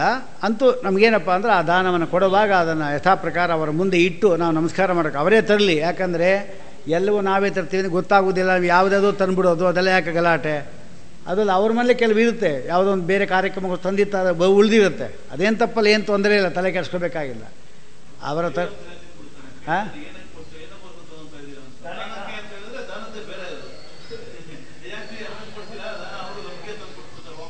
ಹೌದು, ಎಲ್ಲ ಹಾಗೇನೆ. ಈಗ ಕುಬಸ ಕೇಳಲಿ, ನೀವು ಹಾಕ್ಕೊಳ್ಳಿಕ್ಕೋ ದಾನ ಕೊಡಲಿಕ್ಕೋ ದೇವ್ರಿಗೋ ಕೇಳ್ತಾನೆ, 3 ಕೇಳ್ತಾನೆ. ನೀವು ಹಾಕ್ಕೊಳ್ಳಿಕ್ಕಾದರೆ ಇದು ತೊಗೊಳ್ಳಿ ಚೆನ್ನಾಗಿದೆ ಆಯಿತಾ, ದಾನಕ್ಕಾದರೆ ಅವ್ರ ಮುಖಕ್ಕೆ ಇಷ್ಟು ಸಾಕ್ಬಿಡ್ರಿ, ಆಚಾರ್ಯ ಮುಖಕ್ಕೆ, ದೇವ್ರಿಗೆ ತೊಗೊಳ್ಳಿ ಸಾಕು ಅಂತಾರೆ. ಅವನ ಆಚಾರ ಮಹಾ ಬುದ್ಧಿವಂತ, ಅವನು ಅದನ್ನು ಕೊಟ್ಟರೆ ಹಾಗೇ ಇಟ್ಟಿದ್ದ. ಈ ಕೊಟ್ಟರೆ ಒಂದು ಸತಿ ಮನೆಗೆ ಯಾವ ಮದುವೆಗೆ ಬಂದರು ಹಾಗೇ ಇಟ್ಟಿದ್ದ, ಅದನ್ನು ಅವ್ರಿಗೆ ಕೊಟ್ಟ. ಅವ್ರು ಬಿಡ್ತಾರಾ? ಆಯ್ತಾ, ಇನ್ನೊಂದು ಸತಿ ಅವೆಲ್ಲ ಹೋದ್ರು ಹಾಗೇ ಇಟ್ಟಿದ್ರು, ಪುನಃ ವಾಪಸ್ ಇಲ್ಲಿಗೆ ಬಂತು. ಕಡೆ ಹಾಗೂ ಹೀಗೂ ಅವರು ಎಲ್ಲ ಕೊಟ್ಟ ಕಡೆ ಎಲ್ಲಿ ಹೋಯ್ತದು? ಯಾರು ಅಂಗಡಿ ಮಾರಿದ್ರು ಅಲ್ಲಿಗೇ ಹೋಯಿತು. ಅಂದರೆ ಯಾರು ಮುಟ್ಟೋಲ್ಲ ಅಂತ ಆಯ್ತು ನೋಡಿ. ಅದರಿಂದ ಏನು ಲಾಭ ಇಲ್ಲ. ದಾನ ಕೊಡಬೇಕು ಅಂದು ಕೊಡೋದಲ್ಲ, ಕೊಡಬೇಕಲ್ಲ ಅಂದು ಕೊಡೋದು ಅಲ್ಲ. ದೇವರು ಕೊಡಬೇಕು, ಪರಮಾತ್ಮ ಪ್ರೀತನಾಗಬೇಕು ಎಂಬ ಭಾವನೆಯಿಂದ ಕೊಡಬೇಕಷ್ಟೇ, ಉಪಯೋಗ ಆಗಬೇಕಷ್ಟೇ. ಯಾವುದಾಗಲಿ ನ್ಯೂನೇ ನಾತಿರಿಕ್ತೆ, ಚಿಕ್ಕದು ಚಪ್ಪಲಿ ನಾ ಕೊಡಬಾರ್ದು, ನಾ ಅತಿರಿಕ್ತೆ ದೊಡ್ಡ ಕೊಡಬಾರ್ದು. ಪಾದೆಯೋ ಸುಖದೇ, ಪಾದಗಳಿಗೆ ಸುಖ ಉಂಟಾಗಬೇಕು ಅಂತದ್ದು. ಉಪಾನಹೌ ಬ್ರಾಹ್ಮಣೇಭ್ಯೋ ಪಿತೃಣಾಂ ತೃಪ್ತಿ ಹೇತವೇ ಅಂತ ಹೇಳ್ತಾ ಇದ್ದಾರೆ. ಇದರಿಂದ ಏನಾಗುತ್ತೆ? ಪುಣ್ಯಲೋಕದಲ್ಲಿ ಚಪ್ಪಲಿ ದಾನ ಮಾಡಿದವನಿಗೆ ಆ ಪುಣ್ಯಲೋಕದಲ್ಲಿ ನಿರಂತರವಾಗಿ ಗತಿ ಇರುತ್ತೆ ಅವನಿಗೆ. ಬೇಸಿಗೆಯಲ್ಲಿ ಕಾಲು ರಕ್ಷಣೆ ಮಾಡತಕ್ಕಂಥ ಈ ಚಪ್ಪಲಿ ದಾನ ಕೊಟ್ಟಿದ್ದರಿಂದ ಆಗ ಆ ಸುಡತಕ್ಕಂಥ ಮರಳು ಗಾಡಿತ್ತಲ್ಲ ಅದರಿಂದ ರಕ್ಷಣೆ ಆಗುತ್ತೆ. ತಾಮ್ರಮಯವಾಗಿ ಕೆಂಪಾಗಿರ್ತಕ್ಕಂಥ ಸಂಪ್ರತಾಪನ ಎಂಬತಕ್ಕಂಥ ನರಕದಿಂದ ಮುಕ್ತಿ ಸಿಗತ್ತೆ. ಅದಕ್ಕೆ ದಾನ ಕೊಡಬೇಕು ಅಂತ ಹೇಳ್ತಾರೆ. ಆ ಮಾರ್ಗದಲ್ಲಿ ಹೋಗುವಾಗ ಕಂಠೈಹಿ ವಿದ್ಯತೆ ಕ್ವಾಪಿ ಕ್ವಚಿತ್ ಸರ್ಪೈಹಿ ಮಹಾವಿಷೈಹಿ, ಸರ್ಪಗಳು ಮಹಾವಿಷಗಳು ಅದರಲ್ಲಿ ಇರ್ತಂತೆ. ಇದನ್ನು ಕೂಡ ಸಿಂಹೈಹಿ ವ್ಯಾಘ್ರೈಹಿ, ನಾಯಿಗಳು ಘೋರವಾರತಕ್ಕಂತಾಗಿ ಬರತಕ್ಕಂಥದ್ದು. ವೃಶ್ಚಿಕಗಳು ಬೇರೆ, ಚೇಳು ಅದು ಬೇರೆ ಕಚ್ಚುತ್ತಾ ಇರುತ್ತಂತೆ. ದಖ್ಯತೆ ವನ್ಯನ ನ ಚ ಅನ್ನಾದ್ಯಂ ನ ಜಲಂ ದೃಶ್ಯತೆ, ಯಮಪಥದಲ್ಲಿ ಅನ್ನಾದಿಗಳು ಸಿಗೋದಿಲ್ಲ. ಪುತ್ರ ಇದ್ದಲ್ಲ ಅವನು ಬ್ರಾಹ್ಮಣರಿಗೆ ಬೋಧನಾ ಮಾಡಿಸಿದರೆ ಮಾತ್ರ ಅನ್ನಾದ ಅವನು ಸಿಗತ್ತೆ. ಅನ್ನದಾನ ಅತ್ಯಂತ ಶ್ರೇಷ್ಠ, ಆದ್ದರಿಂದ ಅನ್ನದಾನ ಮಾಡಬೇಕು. ರಂತಿದೇವ ಇದ್ದಲ್ಲ, ಅನ್ನದಾನ ಮಾಡಿದ್ದಕ್ಕೇನೆ ಅವನು ಸ್ವರ್ಗವನ್ನು ಸೇರಿದ್ದಾನೆ. ಅನ್ನಸ್ಯ ಪ್ರದಾನೇನ ರಂತಿದೇವೋ ದಿವಂಗತಃ, ಮಹಾಭಾರತದಲ್ಲಿ ಹೇಳ್ತಾರೆ. ಅನ್ನ ಕೊಟ್ಟಾಗ ಅನ್ನೇ ದತ್ತೇ ನರೇಣೇಹ ಪ್ರಾಣಾಹ ದತ್ತಾಹ ಭವಂತ್ಯುತ. ಅನ್ನವನ್ನು ದಾನ ಮಾಡೋದು ಅಂದರೆ ಅವನ ಪ್ರಾಣವನ್ನೇ ಕೊಟ್ಟ ಅಂತ ಅರ್ಥ. ಇನ್ನೊಂದು ಮುಖ್ಯವಾಗಿ ಜಲದಾನ ಅಂತ ಹೇಳ್ತಾ ಇದ್ದಾರೆ. ಮಹಾದಾನೇಶು ದತ್ತೇಶು ಗತಃ ತತ್ರ ಸುಖೀ ಭವೇತ್. ಮಹಾದಾನ ಇದಕ್ಕೆಲ್ಲ ಹೇಳ್ತಾರೆ. ಆಮೇಲೆ ಮಹಾಭಾರತದಲ್ಲಿ ಹೇಳ್ತಾರೆ, ನ ತತ್ರ ವೃಕ್ಷಛಾಯ, ನೆರಳಿಲ್ಲ, ನ ತಟಾಕಂ, ಬಾವಿ ಇಲ್ಲ, ನ ಸರೋಪಿವ, ನ ವಾಪಿ. ವಾಪಿ ಅಂದರೆ ಬಾವಿಯ ವಿಶೇಷ. ವಾಪಿ ಬೇರೆ, ಕೂಪ ಬೇರೆ. ಕೂಪ ಅಂದರೆ ರಾಟೆಯಿಂದ ನೀರು ಸೇರ್ಕೊಳ್ಳೋದು, ವಾಪಿ ಅಂದರೆ ಇಳಿದು ಹೋಗೋದು, ಕಲ್ಯಾಣಿ ಥರ ಇರ್ತಲ್ಲ ಅದು ವಾಪಿ ಕೂಪ. ನ ಕೂಪೋ ವಾ ಯುಧಿಷ್ಠಿರ ಅಂತ ಹೇಳ್ತಾ ಇದ್ದಾರೆ. ಆದ್ದರಿಂದ ಕಂಬಳಿ ದಾನವನ್ನು ಬೇರೆ ಕೊಡಬೇಕಂತಿರಲಿ. ತಂಪ ಗಾಳಿ ಬೀಸದ ಪರಿಹಾರಕ್ಕೋಸ್ಕರವಾಗಿ ತದಕ್ವಚನ್ ಮಹಾಘೋರಂ ಅಸಿಪತ್ರವನಂ, ಅಸಿಪತ್ರವನ ಒಂದು ಬಂತು, ಅದು 2000 ಯೋಧನ ಅಂತೆ. ಅಸಿಪತ್ರವನ ಅಂದ್ರೇನು? ಹಸಿ ಕತ್ತಿ, ಪತ್ರ ಎಲೆ, ಅಂಥದ್ದೇ ಗಿಡಗಳಿರುವ ವನ, ಕತ್ತಿ ಎಲೆಗಳಲ್ಲಿ ಇವನು ಹೋದ ಅಂದರೆ ಸೀಳಿ ಹಾಕಿಬಿಡ್ತಾವೆ, ತುಂಡು ಹಾಕ್ತವೆ. ಆದರೆ ಪುನಃ ದೇಹ ಬಂದೇ ಬರುತ್ತೆ. ಕಾಕ, ಉಲೂಕ, ವಟಗೃದ್ರ ಸರಗ, ದಂಶ ಸಂಕುಲಂ, ಕಾಗೆಗಳು, ಗೂಬೆಗಳು, ಹದ್ದುಗಳು, ಇದೆಲ್ಲ ಜೇನುಣ, ಸೊಳ್ಳೆಗಳು, ಕಾಡಿಗಿಚ್ಚುಗಳಿಂದ ತುಂಬಿರುತ್ತಂತೆ. ಆ ಕತ್ತಿಯ ಅಲಗಿರತಕ್ಕಂಥ ಎಲೆಗಳು ಬೇರೆ. ಇಷ್ಟು ಕಷ್ಟಪಟ್ಟು ಅಲ್ಲ ಹಾಕ್ತಾರೆ ಹಸಿಪತ್ರವನದಲ್ಲಿ. ಕೆಲವು ಕಡೆ ಕತ್ತಲೆಯಾದ ಬಾವಿಗಳು ಬಿಸಾಕ್ತಾರೆ, ಕರಾಳ ಪರ್ವತಗಳು ಅಲ್ಲಿಂದ ಬೀಳಿಸ್ತಾರೆ. ಮತ್ತೊಂದು ಕಡೆ ಹರಿತವಾಗತಕ್ಕಂಥ ಕತ್ತಿಯ ಅಲಗುಗಳು, ಭರ್ಜಿ, ಬಜ್ಜಿ ಎಲ್ಲ ನೋಡಿ, ಅರ್ಕಾವತ್ತು ಬಿಟ್ಬಿಟ್ರೆ ಎಷ್ಟು ಕಷ್ಟ. ಬಜ್ಜಿ ಮೇಲೆ ನಡೆಸ್ತಾರೆ ಅಂತ ಆರಾಮಾಯ್ತಲ್ಲ, ತಿನ್ಕೊಂಡು ಹೋಗ್ಬೋದಲ್ಲ. ಅಲ್ಲ, ಭರ್ಜಿ ಅರ್ಕಾವತ್ತು ಬಿಟ್ಟರೆ ಅನರ್ಥ. ಭರ್ಜಿಯಿಂದೆಲ್ಲ ಈಟಿ ಇದ್ದಾಗಿರ್ತಕ್ಕ ಅದರ ಮೇಲೆ ನಡಿಬೇಕು ಅಂಥದ್ದು. ಇಂಥದ್ದು ಹೋಗ್ತಾ ಇರ್ತಾರೆ. ಆಮೇಲೆ ಸ್ಖಲತಿ ಅಂಧೆ, ಬರೀ ಕತ್ತಲೆ ಬೇರೆ. ಗಚ್ಚದೆ ಕ್ಷುರ ಧಾರಾಸು, ಕ್ಷುರ ಅಂದ್ರೇನು? ಕ್ಷೌರಿಕರ ಕತ್ತಿ ಇರುತ್ತಲ್ಲ ಅದಕ್ಕೆ ಕ್ಷುರ, ಅದೇ ಅಲಗುಗಳು, ಅದ ಮೇಲೆ ನಡೆಯೋದು ಇದಂತೆ. ಕೆಲವು ಕಡೆ ಕೆಸರುಗಳು, ಆ ಕೆಸರಲ್ಲಿ ಪೂರ್ತಿ ಜಲೌಕ, ಜಲೌಕ ಅಂದರೆ ಜಿಗಣೆಗಳು. ಅದು ಹಿಡಿತು ಅಂದರೆ ರಕ್ತ ಕುಡಿಯೋ ತನಕ ಬಿಡೋದಿಲ್ಲ, ಅದು ನೀವು ಎಳೆದಾಕಿದ್ದು ಬರೋಲ್ಲ. ಸೋದೆಗೆ ನೀವು ಹೋದ್ವಿ ಅಂದರೆ ತಪೋವನಕ್ಕೆ ಹೋದರೆ ಮಳೆಗಾಲದಲ್ಲಿ ಹಾರಿ ಬಂದು ಹಿಡ್ಕೊಳ್ಳುತ್ತೆ ನೋಡಿ. ಮೇಲೆ ಹಿಂಗೆ ಅನ್ಕೊಂತು ಅಂದರೆ ಅಷ್ಟು ರಕ್ತ ಹಿಡಿದೇ ಅದು ಬೀಳೋದು, ಎಷ್ಟು ಬೇಕೋ ಅಷ್ಟು ಕುಡ್ದೇ ಬೀಳೋದು, ಎಷ್ಟು ಕಿತ್ತಿದ್ರೂ ಬರೋಲ್ಲ. ಅದು ಅದಕ್ಕೂ ಒಂದು ಔಷಧಿ ಇದೆ, ಅಲ್ಲೇ ಸಿಗತ್ತೆ, ಒಂದು ಎಲೆ, ಅದನ್ನು ಹಚ್ಕೊಂಡು ಹೋದರೆ ನಮ್ಮ ಸುದ್ದಿ ಬರೋಲ್ಲ. ಪ್ರತಿಯೊಂದಕ್ಕೂ ಆಂಟಿ ಇದ್ದೇ ಇರ್ತಾರೆ.